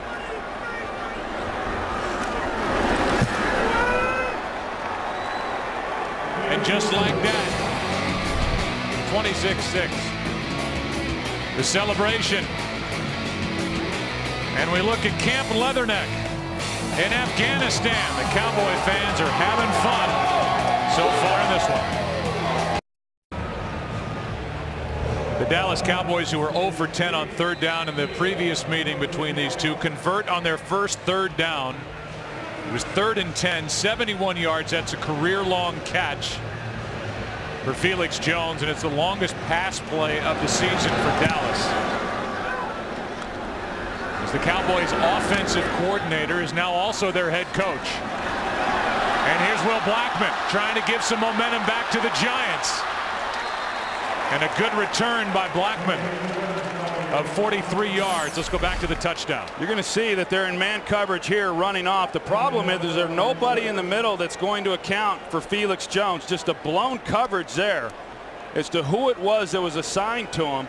Whenever you're running a screenplay like that, if you're able to get the ball into the guy's hands against man coverage and block then who's covering him, you got a real chance. Umenyiora here felt like he got held, and he probably did. But just more than anything, a busted assignment by New York, and then getting it against the perfect coverage, man coverage. Kevin Boss at the top of your screen. Banks of lights are starting to come back on here at New Meadowlands Stadium. First down, Giants, and this one is caught by Manningham. So far they're saying catch. Wow. I don't know how he caught it, but getting it away from McCann, that's a catch. I mean, all Eli did was just lay it out there because it didn't look like there was any chance for Manningham to outrun McCann to make that completion. Giants hurry up, so there is no chance for a review. And Bradshaw plugs ahead for 4 yards. What a catch by Manningham. It looked like he may have had it clean going to the ground and maintain possession. Well, it was a really nice throw as well. I mean, that was great coverage there by Brian McCann. But one heck of a reception. Ball did move when you see Eli take a shot from Ratliff. And Manningham went to the ground, but it looked like he had his arm under it. It was a 20-yard catch. And a 4-yard run by Bradshaw, and a toss to Ahmad Bradshaw. Gets 2. You know what's interesting about that touchdown to Felix Jones was the Cowboys had still not yet converted on a third down. That was the first third down that they had converted, even going back to their last matchup against the Cowboys or against the Giants. So they were 0-14 on third downs going into that one. And then they busted loose for a touchdown. Look at the Giants as they trail in the second half. The first time in the last 6 games. It's 3rd down and 4.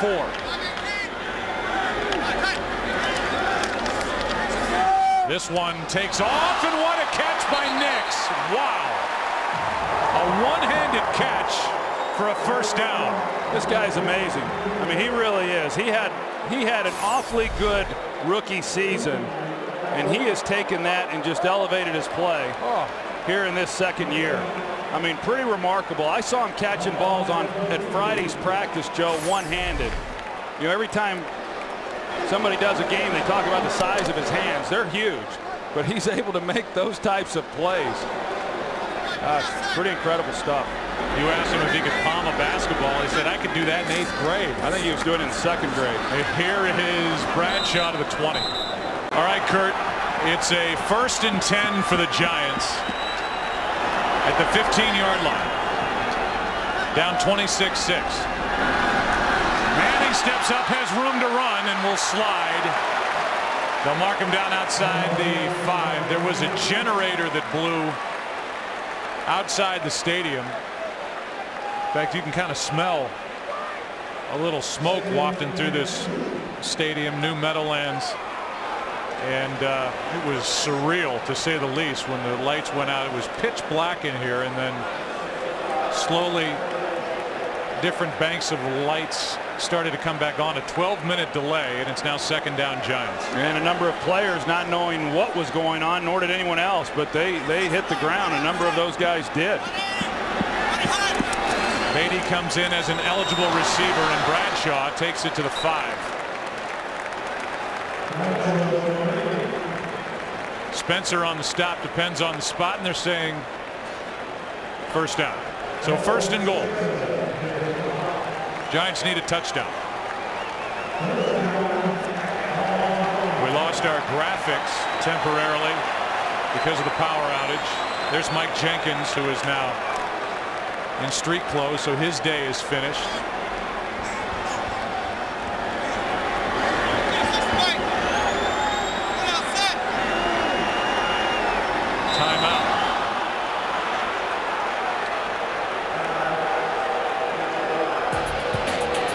So a 1st and goal when we come back from the 5-yard line for the Giants, who trail by 20. Well, this is the 3rd time for the Giants inside the red zone. 26-6 game, 9:01 left in the 3rd quarter. Previous 2 trips inside the red zone have led to 3 Giants points and 7 Cowboys points. Play action, middle, touchdown Manningham.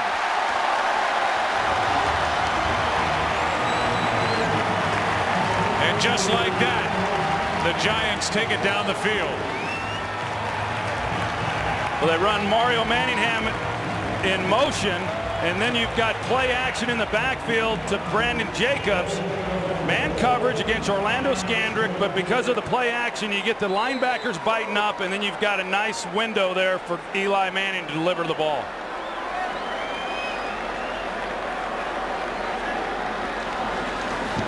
Tynes hits the extra point. So it is now 26-13 with 8:56 left. Well, that's what we're left with graphically, 26-13, and I'm glad we have that, because doing the math and knowing how much time's left, and being in a pitch black stadium with thousands of people, it's been a weird day. But in the end, it's Dallas on top by 13 now. And Des Bryant will be carried back into the end zone. He'll take it. Bryant tries the right side. This time the Giants cover it. And Des Bryant got to the 15. That's it. Tollefson downfield to make the play, and we go back to the touchdown at 1st and goal. Yeah, now this was 1st and goal. So again, you're going to see Manningham in motion, but it's the play action here that gets Brooking and Brady James to bite. And you see the window there that Eli Manning had to throw the ball. That's a pretty good look at what the quarterback sees down there at the goal line and how easy that was for the touchdown. Now the crowd jumps back in, and they hope that the Giants defense does the same. Well, they've woke this crowd up, that's for sure.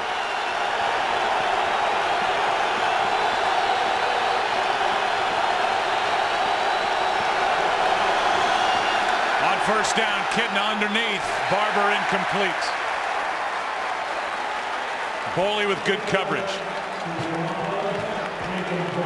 2nd down and 10.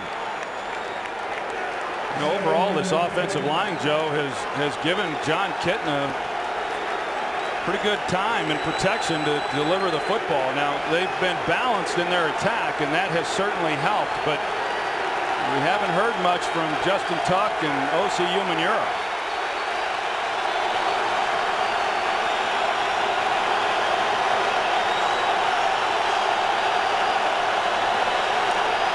Trouble with a snap. Pass is caught. A block out on the edge.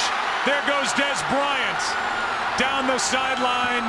Phillips caught up to him, and by the time Bryant is brought down, we'll see where they're going to mark it. They mark Bryant back just inside the 40. Well, that's set up pretty well because they put the right tackle, Mark Colombo, out.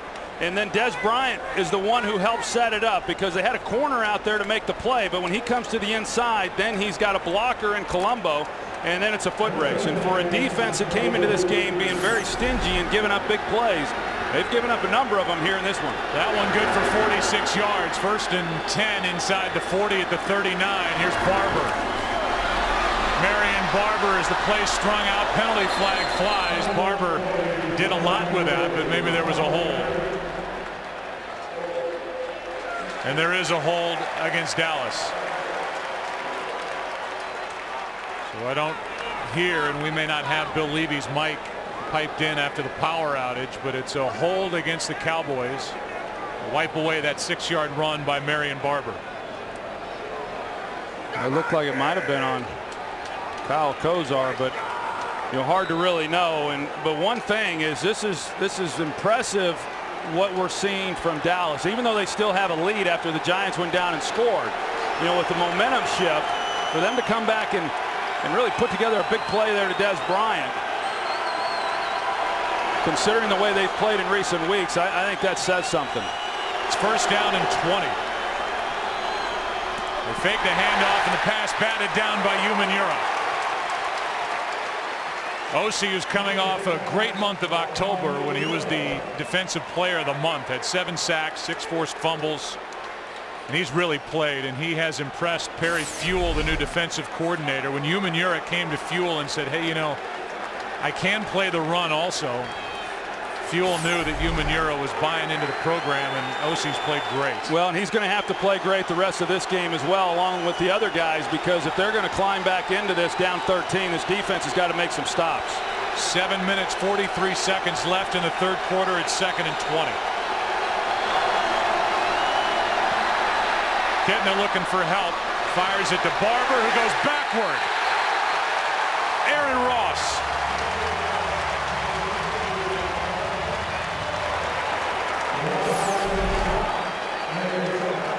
Aaron Ross with a little bit of help there from Goff, but Ross is the guy who brings him to the ground. You even got John Kidna running down there, and I would advise against trying to block Chris Canty. It's 3rd and 22.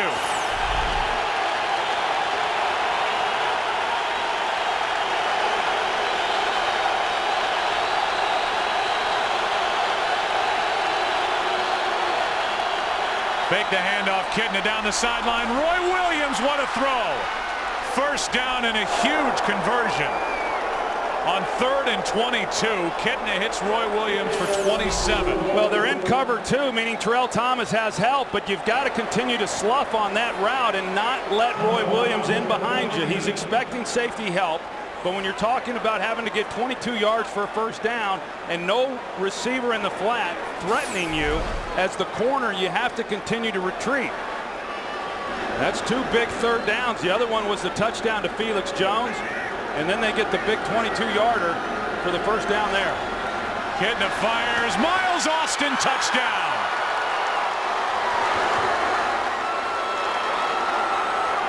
And John Kidna, who's well over 300 yards now, is having his best day as a Dallas Cowboy. Well, this time it's Miles Austin's turn to work on Corey Webster. He gets him completely turned around. Double move there, post, corner, post. And that's what creates the separation on Corey Webster. It's a heck of a drive right there after the Giants go down to score, to answer and come right back with a touchdown of their own. John Kidna, 13 of 19, 327 yards, 3 touchdowns, no interceptions. Celebrating since the start of this one. It's a 20-point game again, 33-13. Dallas on top after taking it down the field, and on that drive, a conversion on 3rd and 22. John Kidna, who prior to the Giants game on October 25th in Dallas, last threw an NFL regular season pass October 5th of 08. Hasn't won a game since December of 07 in the NFL, has his team up under new interim head coach Jason Garrett. Will Blackman on the return, Hurd on the tackle, and back to the touchdown to Austin. Yeah, look at the protection that John Kidna is afforded in the pocket. We talked about it a little bit earlier, but there's just not much pressure or forcing Kidna to get the ball out of the hands any sooner than what he wants. And you look over the sidelines, Perry Fuel, the defensive coordinator, and Tom Coughlin having a discussion. I mean, this looks like the sideline that we saw for so many weeks of the Dallas Cowboys, and it's taking place there on the New York Giants sideline. That after the 24-yard touchdown catch by Miles Austin. Now here are the Giants. Defense has let him down as well. Talking about New York, and Ahmad Bradshaw carries it. 3. You know, one thing though, Joe, in visiting with Perry Fuel the other day, he was pretty confident coming into this game, and he felt that if he could get Dallas the 3rd and 6 plus, that they could dominate this Dallas offense. Well, they did that. They got him to 3rd and long on the touchdown to Felix Jones. They got him to 3rd and 22 on the conversion then to Roy Williams that then led to the touchdown to Miles Austin. So a couple of big 3rd down conversions by the Dallas Cowboys in an area where the Giants had just been dominant throughout this year. Overall, the Dallas Cowboys are 2 for 6 on 3rd down. Here it's 2nd and 7 for the Giants with 5.5 to play 3rd quarter. Here's one down the field. Contact and a flag. Hakeem Nicks with coverage by McCann. Yeah, boy, that was Eli Manning just kind of throwing it up and saying a prayer along the way. And I'm not so sure it was a ball that could have been caught, but clearly there was contact made. And Hakeem Nicks got turned around and was then trying to backpedal, but contact was made. That's the way that the rule reads, and a good call. 35-yard penalty against McCann, who has a 101-yard touchdown on an interception return. And it's a first down at the Dallas 35. What's probably frustrating for defensive coordinator Paul Pasqualoni is the fact that it was a 2-man route and they had both receivers double covered, and yet the pass interference is basically a completion. From the 35, Manning with time, throws to a wide open Kevin Boss, running for the end zone. Touchdown.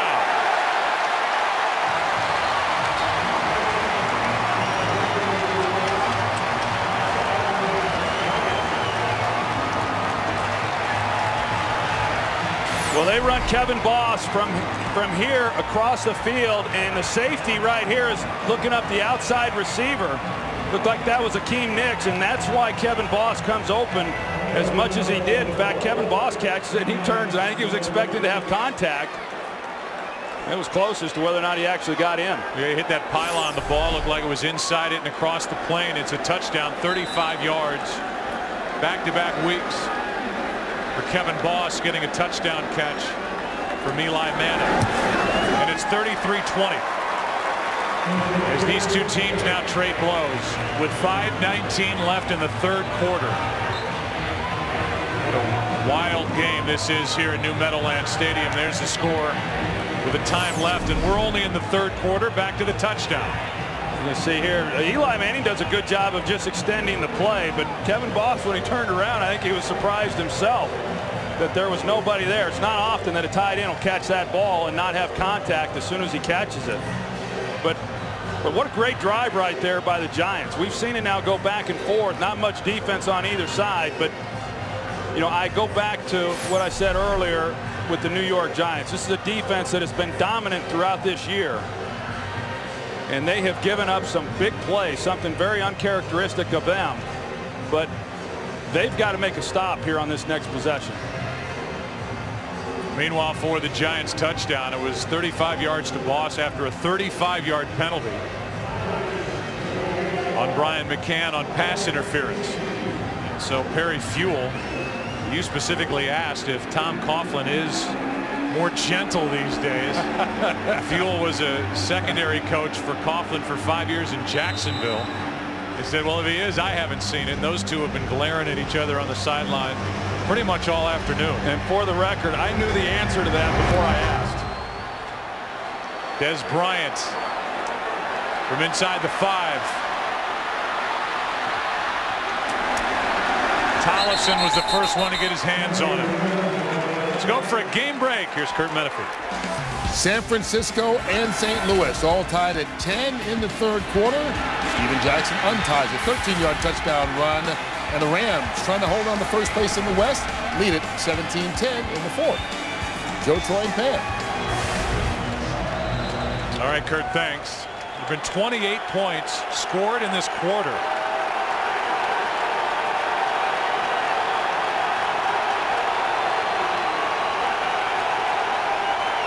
Here's Felix Jones, left side. Goff, middle linebacker, made the tackle. Gain of 3. Solid collision between Felix Jones and Jonathan Goff. You know, Felix Jones is, you know, he had 15 carries back in week 4. And then coming into this game tonight, each week after that, his carries had gone down to the point that last week in the loss to the Packers, he only had 5 carries in that game. He's at 5.5 per carry, 5.5 yards per carry. Felix Jones. Kidna pulls it down. Now he'll try the right side, looking for Austin. Instead, he'll run. Forced out by Boley. Gain of 4. Third and short coming up for Dallas. Hey, John Kidna, I think he's had himself a heck of a game. I mean, he has delivered some nice passes, but it's all a result of this offensive line giving him some time. Third down and 3.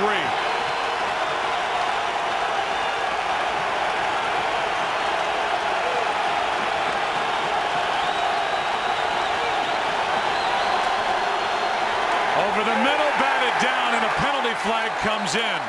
The rookie Jason Pierre-Paul was in the neighborhood. Here's the call.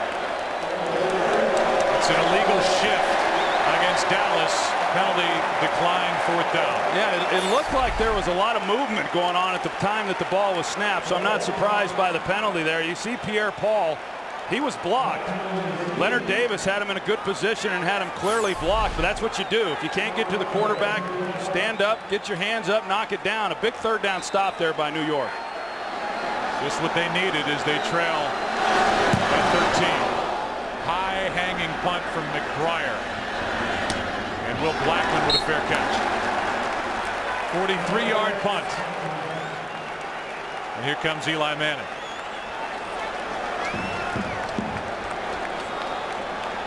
So Manning, who guided his team down the field with big help from a McCann penalty, now has his Giants with their 5-game winning streak on the line, down by 13. Box is back.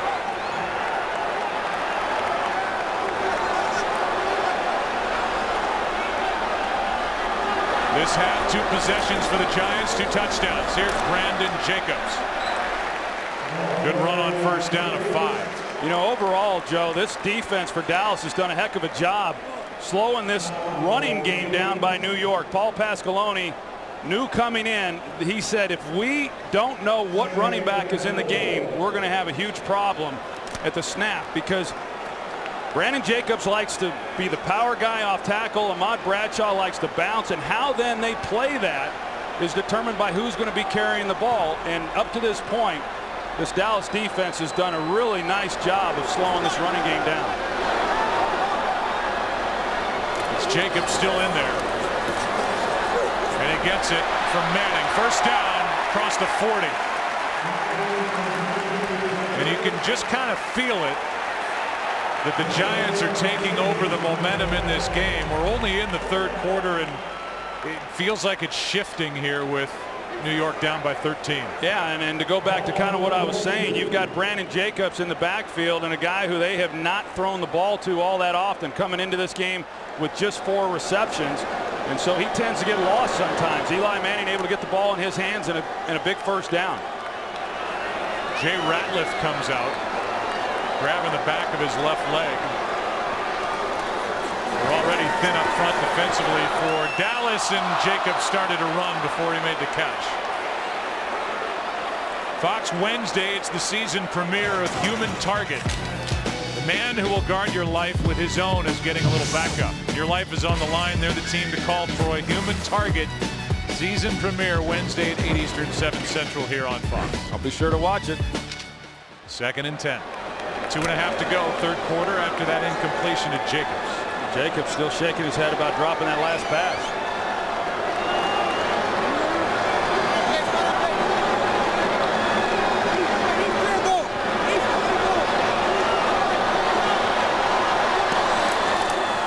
Here's Jacobs. Not much, and runs right up the back of Booth. DeMarcus Ware on the tackle, a gain of 3. Yeah, and that's the type of things that DeMarcus Ware can do, because he's such a fast guy coming off the edge, and he runs him down from behind. And so as the play caller, Kevin Gilbride, you've got to know that and then have something off of it. Okay, well, if DeMarcus Ware is going to crash hard on the backside of the running plays and run our guy down, then we've got to get Eli Manning out on some type of bootleg or some kind of misdirection to take advantage of it. It's 3rd down and 7.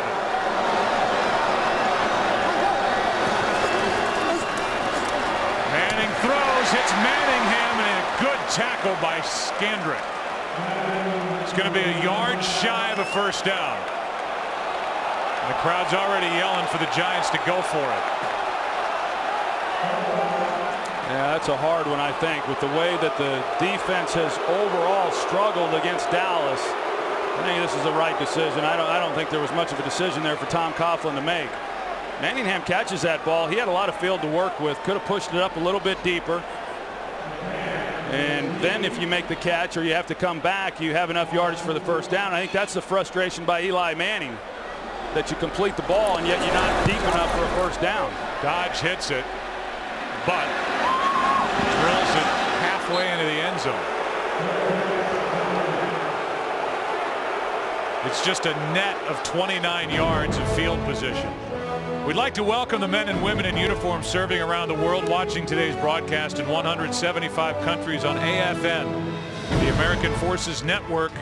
We thank you for all you do, and we hope you're enjoying today's telecast. It is the Teardrop Memorial.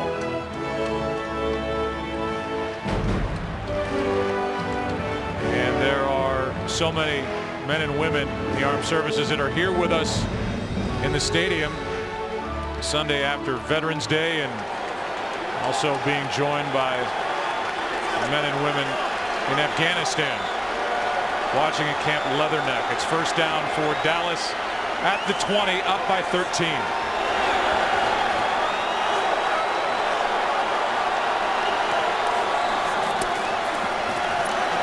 Handoff is to Felix Jones. He gets 2. Just so you know, the last time the Giants came back from a 20-point deficit was in November of 1950 against the Baltimore Colts. Well, it's been a long time since the Giants have had the type of offensive playmakers that they have now. And so if they were ever equipped to come back from that kind of deficit, this group of players, even without Steve Smith, is the group that can do it. It's 2nd and 8. Hand off to Felix Jones. Nowhere to go. Canty was the first one there. And that's how this third quarter will end, with the momentum shifting to the New York sideline. It's 33-20 Dallas at the end of 3. The NFL on Fox will continue after a word from your local Fox station. Should be some ending. 15 minutes left in this one, and a 3rd down for Dallas. 3rd and 11, up by 13 points as we start the 4th quarter.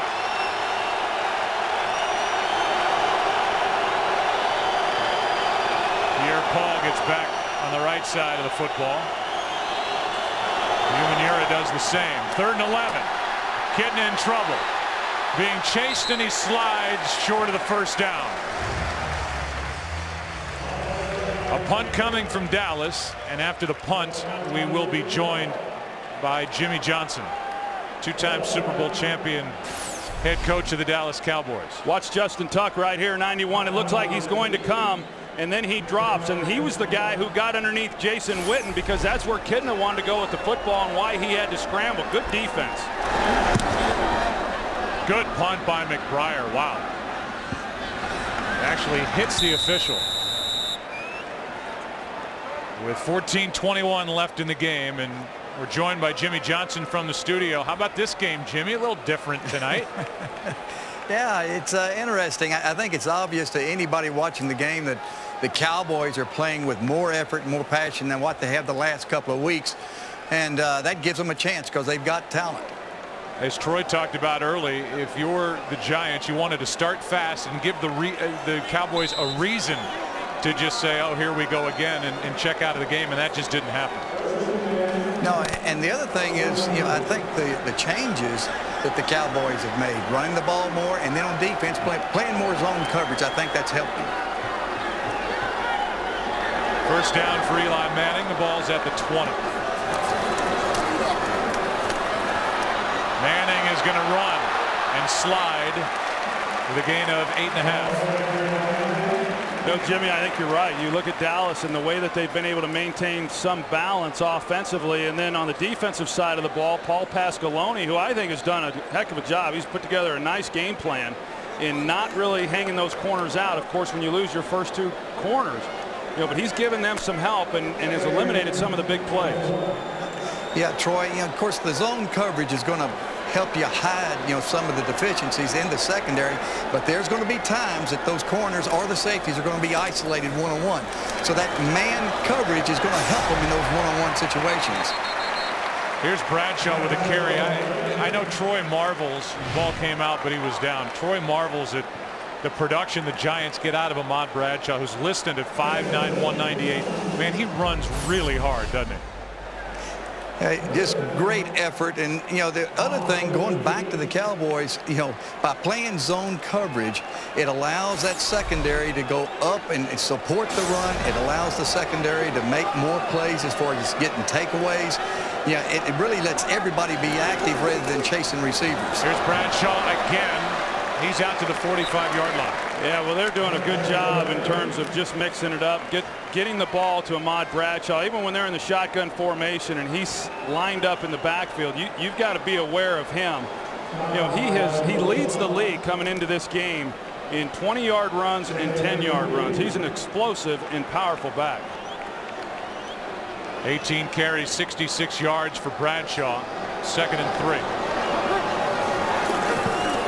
Good protection for Manning. It's Manningham on the catch, and he will, let's see how much forward progress they give him. The umpire walks in.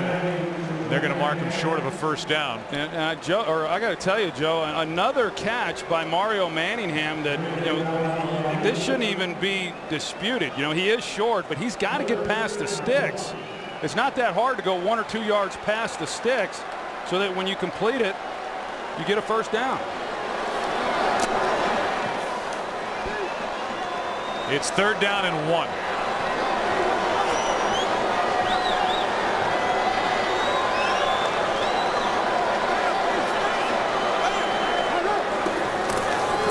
Toss to Bradshaw. And Ahmad Bradshaw has enough for a 1st down.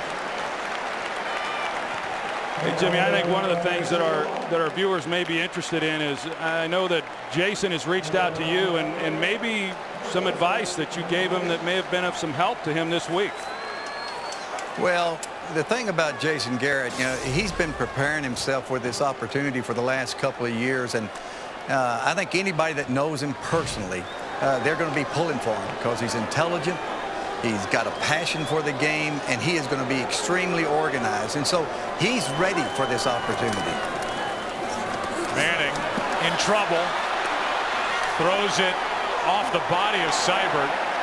Penalty flags fly. Josh Brent was there pulling Manning to the ground. And we'll see what the call is, but it certainly looked like Manning was well within the grasp, and that play was dead. You know, Manning Joe and Troy, I really think, you know, the change in the zone coverage has given Eli Manning a little bit of a problem, not expecting to see all the zone. That penalty is declined on number 69. Intentional grounding, number 10. 10-yard penalty, loss of down, 2nd down. So it's a 10-yard penalty, loss of down, was well within the pocket, and it brings up 2nd down and plenty. Well, teams that would come in offensively and game plan against the Cowboys, they were pretty much certain that they were going to get man coverage across the board, and so they could put in those types of routes to beat man coverage. And when you're not getting the pressure on the quarterback with the front 4 the way that you did a year ago, boy, it really makes it tough on those guys on the outside. 2nd down and 20. The previous defensive coordinator was also the dismissed head coach Wade Phillips. There's Manning with all day down the middle, dropped. Hakeem Nicks, who's been so impressive this season and in this game, had a 1st down, room to run, and could not make the catch. And a perfectly thrown ball here by Eli Manning. A good route on the outside by Nicks, and yeah, he just took his eyes off the ball at the last minute. You see the head go up, but had he have caught that, he was past the markers for the 1st down. 5 catches, 82 yards for Nicks, and now it's 3rd and 20.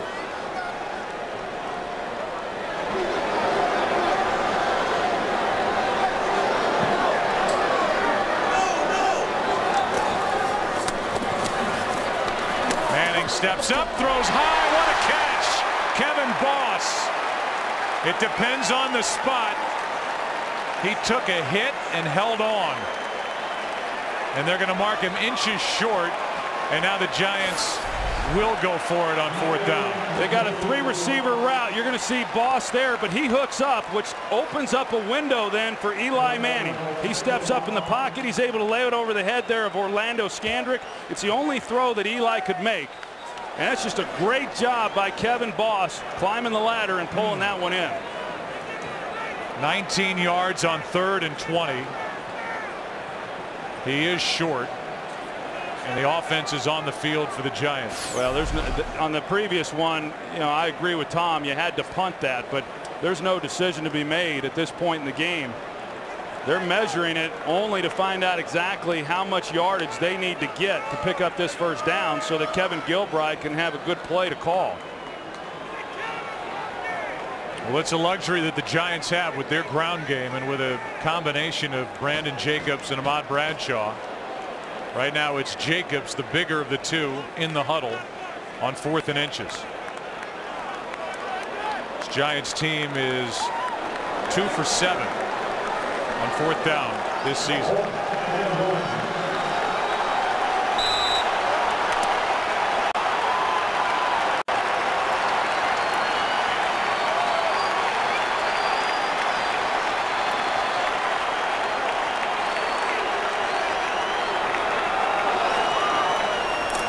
It's Jacobs, and it depends on the spot.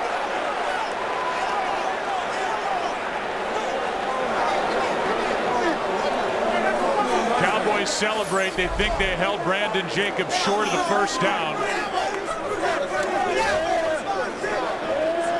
No signal yet. And now the signal, first down Dallas. It was Brady James who came up and made the hit. So the Dallas defense holds on 4th and inches. Brady James made the play, and the Cowboys up 13 take over. Today's game is sponsored by Subway Restaurants. Try the latest $5 footlong chicken marinara melt today. By the Ford F-150 and its 4 new engines. This is the future of truck. And by Lowe's. Lowe's, let's build something together. What a play by Brady James to stop Brandon Jacobs and the Giants on 4th and inches. So now the Cowboys have it. And Felix Jones carries it over the left side for 3. Let's go down to the field. And Pam Oliver. Pam, what happened during that power outage? Well, Joe, I've been back at the Stadium Command Center where there is fire marshals, there are stadium security, there's all kinds of people, and right now is organized chaos. The explanation is there is no explanation. They are still digging. Down on the field, Joe, it was extremely scary. You just sort of grab the person next to you and hold on. As soon as more information comes through, I will send it up to you. All right, Pam, thanks. It's 2nd and 7. Jimmy Johnson is still with us from Los Angeles as this Giants defense tries to make another stop. Play action. Down the field. Coverage is decent. The pass is better. Wow. And Bryant makes the catch.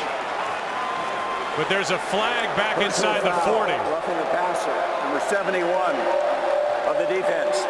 Penalty be enforced from the end of the play. First down. And Bryant limps off after hitting the ground hard on the catch. Same thing we saw in the first quarter, just one-on-one. Terrell Thomas is locked up with Dez Bryant, and he falls down, and he just can't cover the guy. I mean, it's real simple.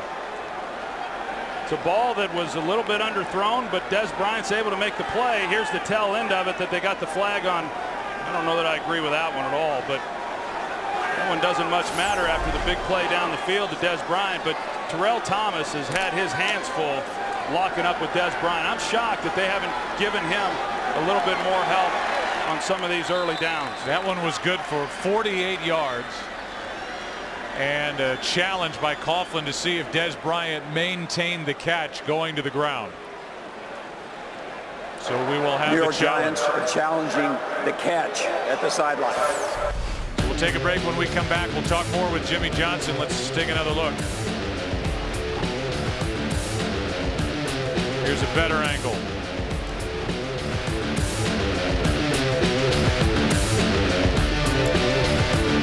He's got it.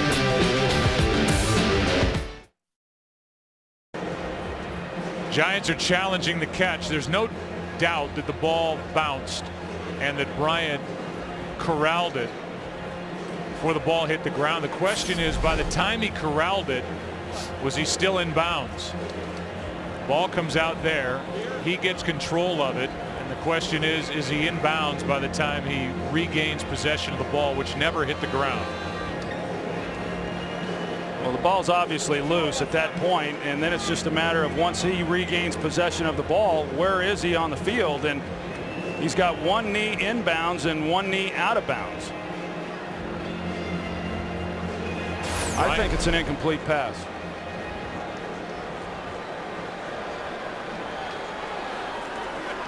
Here's the call from Levy.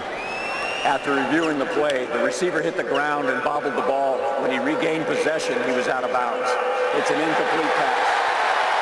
The roughing the passer will still be enforced from the previous spot. With the timer put 9.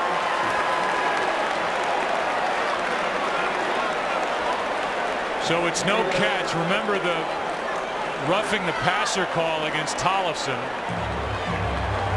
And we bring in Mike Pereira. Is that what you saw from back in Los Angeles, Mike?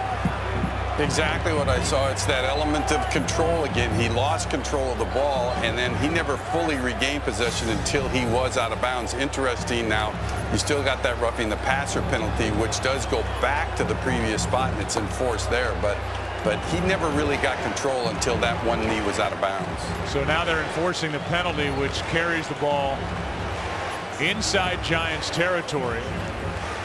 And they will mark it down inside the 45, but the reversal eliminates the Cowboys setting up with 1st and goal at the 3. And now the officials get together, and they may have misspotted the football here. And Tom Coughlin wants an explanation. And they're going to have to go over and figure out where the ball should be. We have it as being 1st and 10 at the 40 after the penalty.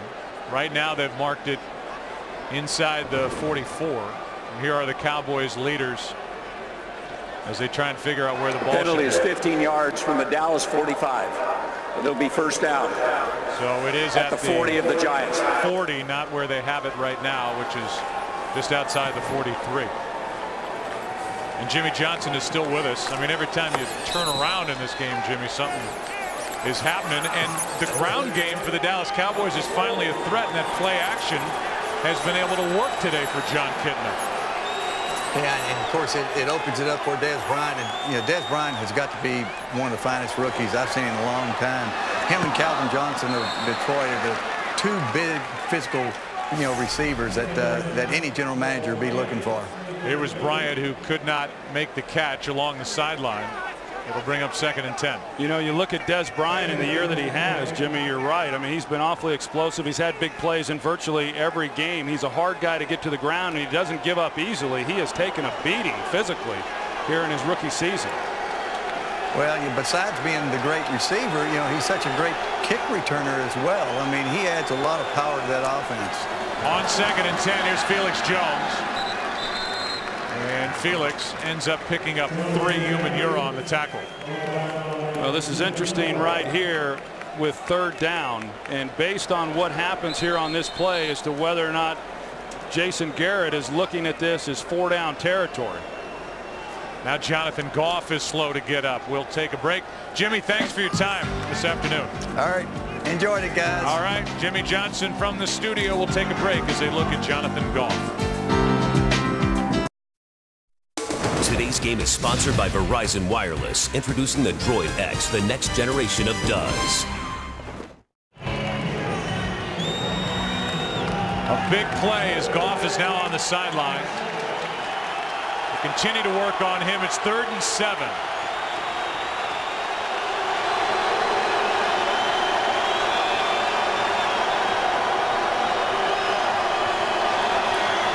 Kitna rolls to his right. Sets up downfield. Pass is picked off by Deion Grant.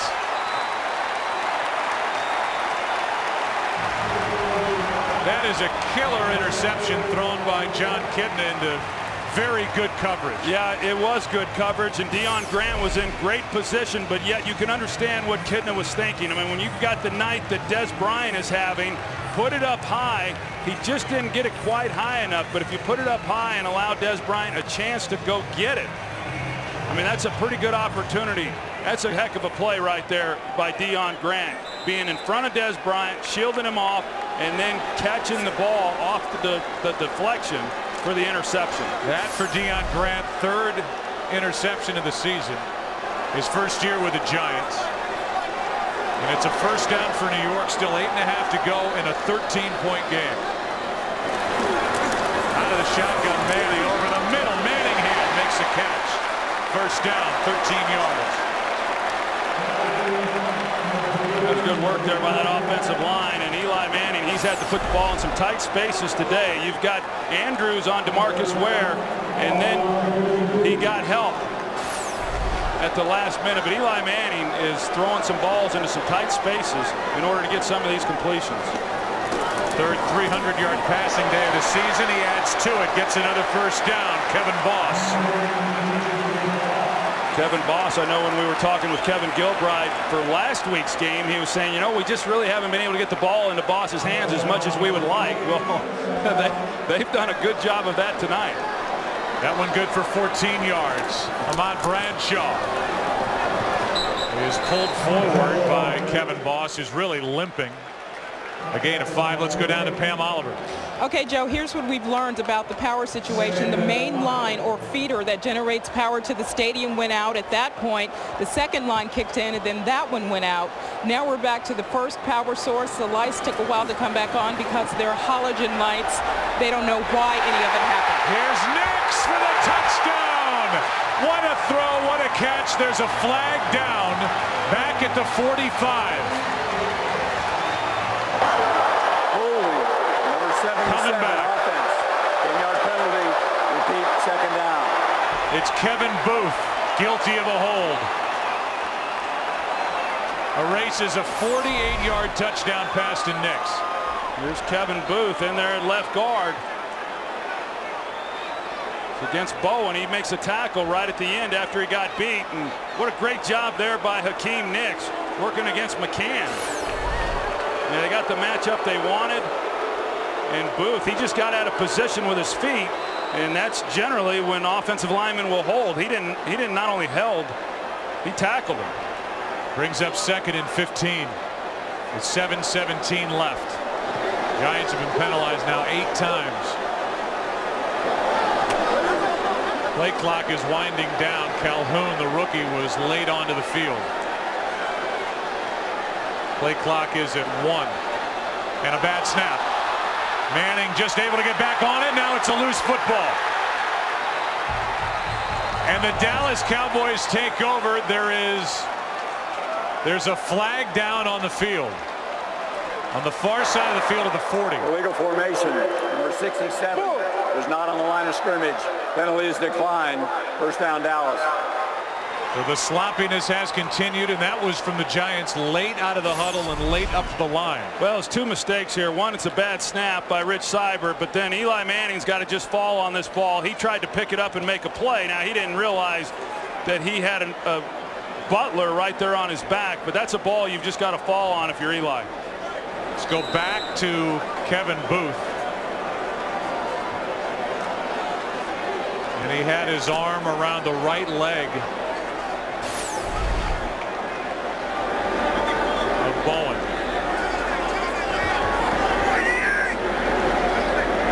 Now from the 21 after the turnover. First down, Dallas, and it's Felix Jones over the left side. Gain of 1. Let's go to Kurt for a game break. Well, the Niners and Rams keep going back and forth. A big day for Troy Smith, more than 350 yards passing, including this 16-yard touchdown to Michael Crabtree to put San Fran on top, 20-17 inside 2-minute warning. Joe, Troy, Pam. All right, Kurt, here we have 7 minutes left. Clock is running. 2nd down and 9.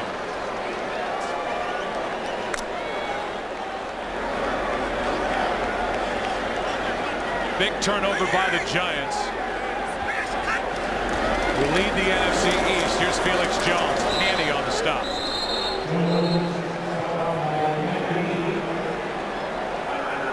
And the timeout is taken by the Giants. Here's the turnover by Manning and the Giants. Giants with 1 timeout remaining as they trail by 13.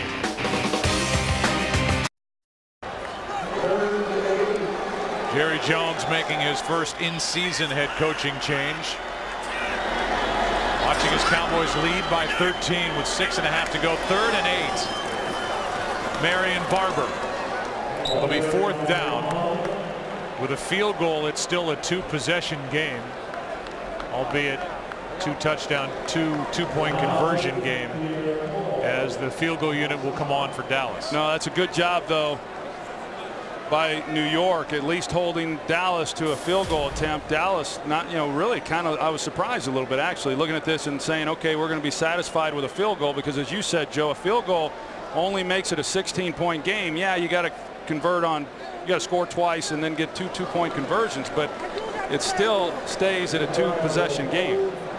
It'll be a 34-yard try, and Jason Garrett will use Dallas's first timeout this second half. Take a look ahead next week and what's coming up on Fox and the slate of games early. Packers and Vikings, Redskins and Titans, Lions, Cowboys, Cardinals, Chiefs. Then later on, Seahawks, Saints, Falcons, and Rams, Buccaneers at 49ers, who are leading late at home over St. Louis. That all starts with a Ford Fox NFL pregame show brought to you by the all-new Ford F-150, built Ford tough. It begins at noon Eastern, 9 a.m. Pacific. One timeout left for the Giants. Beeler has been anything but automatic. He's 2 for 2 in this game, which makes him 11 of 14 for the year. He had an extra point tipped and missed early in this game.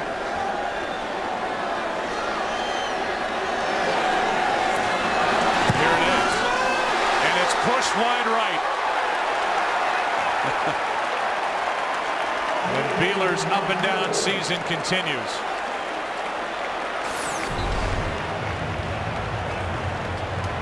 It was a good snap, good hold. You called it, Joey, just pushed it right. 34-yard try, and it's still a 13-point game.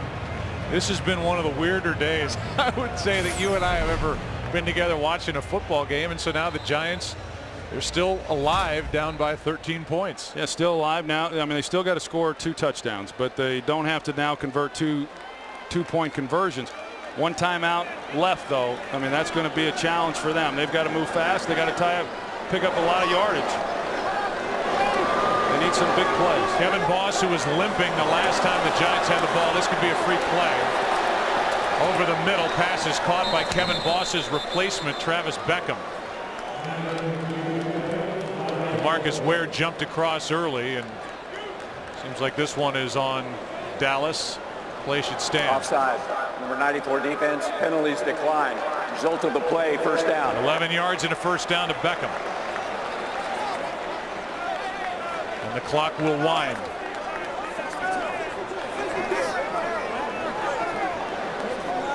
Again, just one timeout remaining. They're letting the Giants get all the way set up to the ball and now wind the clock.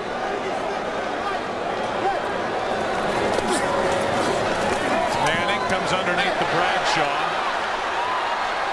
who takes it upfield and takes it into Dallas territory. Mont Bradshaw, good for 18. You know, he does a nice job of catching the ball, Joe, but he turns back to the inside, and because of that, he then got away from the sideline. Had he have caught the ball and stayed outside with it, he could have probably picked up the same amount of yardage and then gotten out of bounds to stop the clock.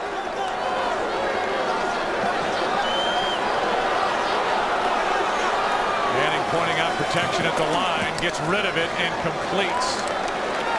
Pass is caught by Manningham, good for 5 yards. Eli Manning saw the blitz coming, hung in there, and got it out just in time with 3 rushers in his face.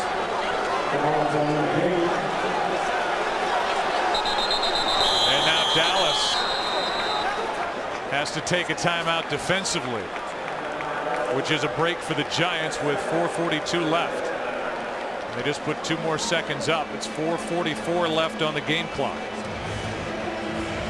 You know, the 2 safeties are getting into it, Sensabaugh and Alan Ball. Well, there was just some confusion there when Eli Manning, after that completion, went to the line and started to make a call. Whoa. You see Sensabaugh and Newman. They went right at each other. And that little shoving match forced the Cowboys to take a timeout. Yeah, and on the other side where I was looking, there was some confusion as well. I don't know what that was about right there, but I think that kind of tells a lot about this team and why they came into this game at 1-7. Now Sensabaugh and Newman try and figure it out. With 4:44 left, that was a break for the Giants to get a timeout. 2nd and 5.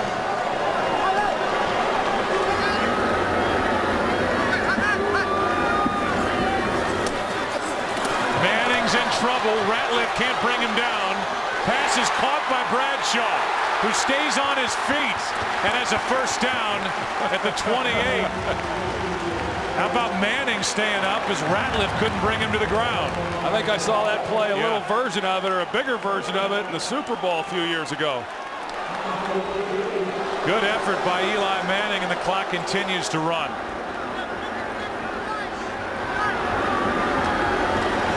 Blitz coming. Here's Beckham. And Travis tried to get around the tackle, could not. Newman brings him down, a gain of just 3. Now here's that previous play, and you're going to see Eli Manning under duress, and Jay Ratliff putting the pressure on him. Looked like he had him, and he keeps it alive. And it was also a nice job on the back end by Bradshaw breaking a tackle. They hand it off to Jacobs. He takes it to the 20. But again, only one timeout remaining for New York as they trail by 13. Yeah, you know, they've been able to move the ball, but they haven't gotten the big chunks, and they've had to throw it underneath, and they haven't been able to stop the clock, with the exception of Dallas calling that timeout. Now it's 3rd and 2. And the pass is caught by Manningham for the first down. But the clock will continue to wind. A gain of 3. They get the first down here. My guess is they're going to try to get something in the end zone, but they're playing right now basically, obviously, to get the touchdown, but it's going to be an onside kick situation if they do. Because of having just the one timeout.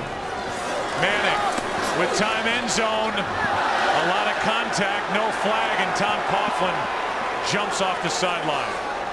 3 minutes left at 2nd and 10. There was definitely contact, but this was a ball that the officials felt was uncatchable.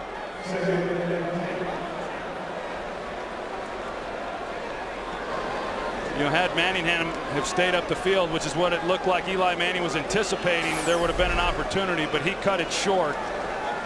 And I don't think that Manningham would have had a chance at making that play. There's the drive for Manning. 3 minutes left, 2nd and 10.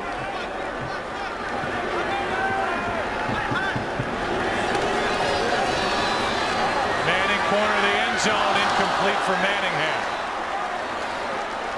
It was brought down by Terrence Newman. He had a good look at that one with Mario Manningham and a good route, and if Eli had just driven that ball and put it outside, you're going to see there's pretty good separation right there. You've got to drive that one to the pylon, and he makes that catch, and then Newman likely pushes him out of bounds about the 1 or the 2 yard line.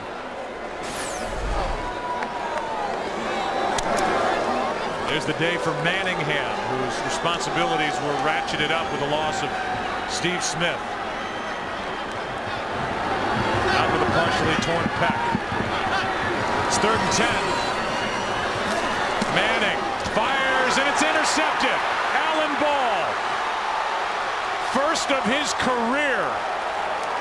And that should wrap up the first head coaching win for Jason Garrett. Only one timeout remaining, trailing by 13 points. And Alan Ball picks right now for his first career interception. Well, they try to run that double move there to Manningham, and Alan Ball has seen that before. They scored on a touchdown on that play to Steve Smith going back to the last time these two teams met. Alan Ball is anticipating that. He drives on it. He's got the angle. It's just a nice play by Alan Ball. And so now the Cowboys will keep it on the ground. Eli Manning will hang his head. Alan Ball will keep the souvenir, and the Dallas Cowboys, who came in 1-7, wondering what this weekend would bring. Hand it to Marion Barber, who right up the middle picks up a first down. I know it'll be a lot easier week this week for Jason Garrett. You know, when you have some success, when you're implementing change, it's a lot easier than for the players, the ones that are kind of looking at it a little bit skeptical, to buy in and say, hey, maybe this stuff works. The game clock is a little ahead of the play clock. So the Cowboys can let it wind all the way down to the 2-minute warning. They have a first down. And they will leave New Meadowlands Stadium 2-7. We're at the 2-minute warning. It's been a crazy day of football here in New Jersey. Cowboys lead it by 13, 2 minutes to go. Dallas Cowboys are 2 minutes away from their first win of the season. Marion Barber gets it, almost broke it. Brought down by Thomas, a gain of 6. And let's go for a game break. Here's Kurt. Another week in the NFL, another game going to overtime. Josh Brown with a 33-yarder for the Rams ties the game at 20 with San Francisco. They head to OT. Joe, Troy, Pam, that's the 13th overtime game already this season in the NFL. Time permitting, we'll take you to the finish. All right, Kurt, thanks. Our football coverage doesn't end when the games are over. Afterward, we ask you to stick around for the OT. Kurt, Terry, Howie, Jimmy, and Michael bring you exclusive interviews, extended highlights, and a look ahead to next week's action. America's #1 post-game show, the OT, presented by Lowe's, coming up right after the game, only on Fox. 2nd down and 4. And movement by Doug Free. Number 68, offense, 5-yard penalty, 2nd down. Tom Coughlin and his Giants teams have historically gotten off to very good starts. First 8 games as he's in his 7th season. There's the record, and 8 games under the rest of the way. But you can look at those numbers. It's hard to compare year by year, and I would expect this Giants team to bounce right back.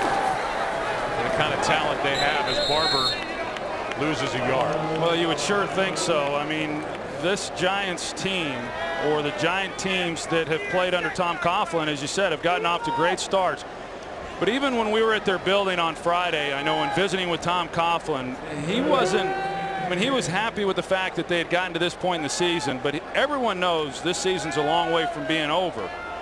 And knowing that after going 5-0 last year and then finishing 8-8, it's still pretty fresh on everybody's minds. And they knew that coming into this game, it was going to be a tough one against Cowboys. It's 3rd down and 10. And Barber gets it again. And that'll do it. Marion Barber brought down from behind with a 1st down. And Troy, no matter how you look at this game, it's a monumental upset by the Dallas Cowboys. And for everybody that wanted to handicap the chances of Jason Garrett taking the interim tag away and maintaining this job past this little 8-game test, well, I think the odds change. You can't overstate what one game means, but this is a big start for a guy who had the deck really stacked against him. Well, coming into this game, Jerry Jones made it very clear when he announced that Jason Garrett was taking over as the interim head coach. He said, I want to see tangible success. Well, it doesn't get more tangible than a win. And so you're right, Joe. This was a step in the right direction. And I think it validates for Jason Garrett all of the things that he was preaching this week. Just the 2nd win of the year. Jason Garrett is 1 for 1. What a week it's been for him. Jason Garrett. Well done. All right, Mark. Gets the well done message from Tom Coughlin. First interim head coach in Dallas Cowboys history on the road against a team that had won 5 straight with a backup quarterback. And he is standing by with Pam Oliver. Let's go down to Pam. With Jason Garrett here, what helped propel your team to this convincing victory?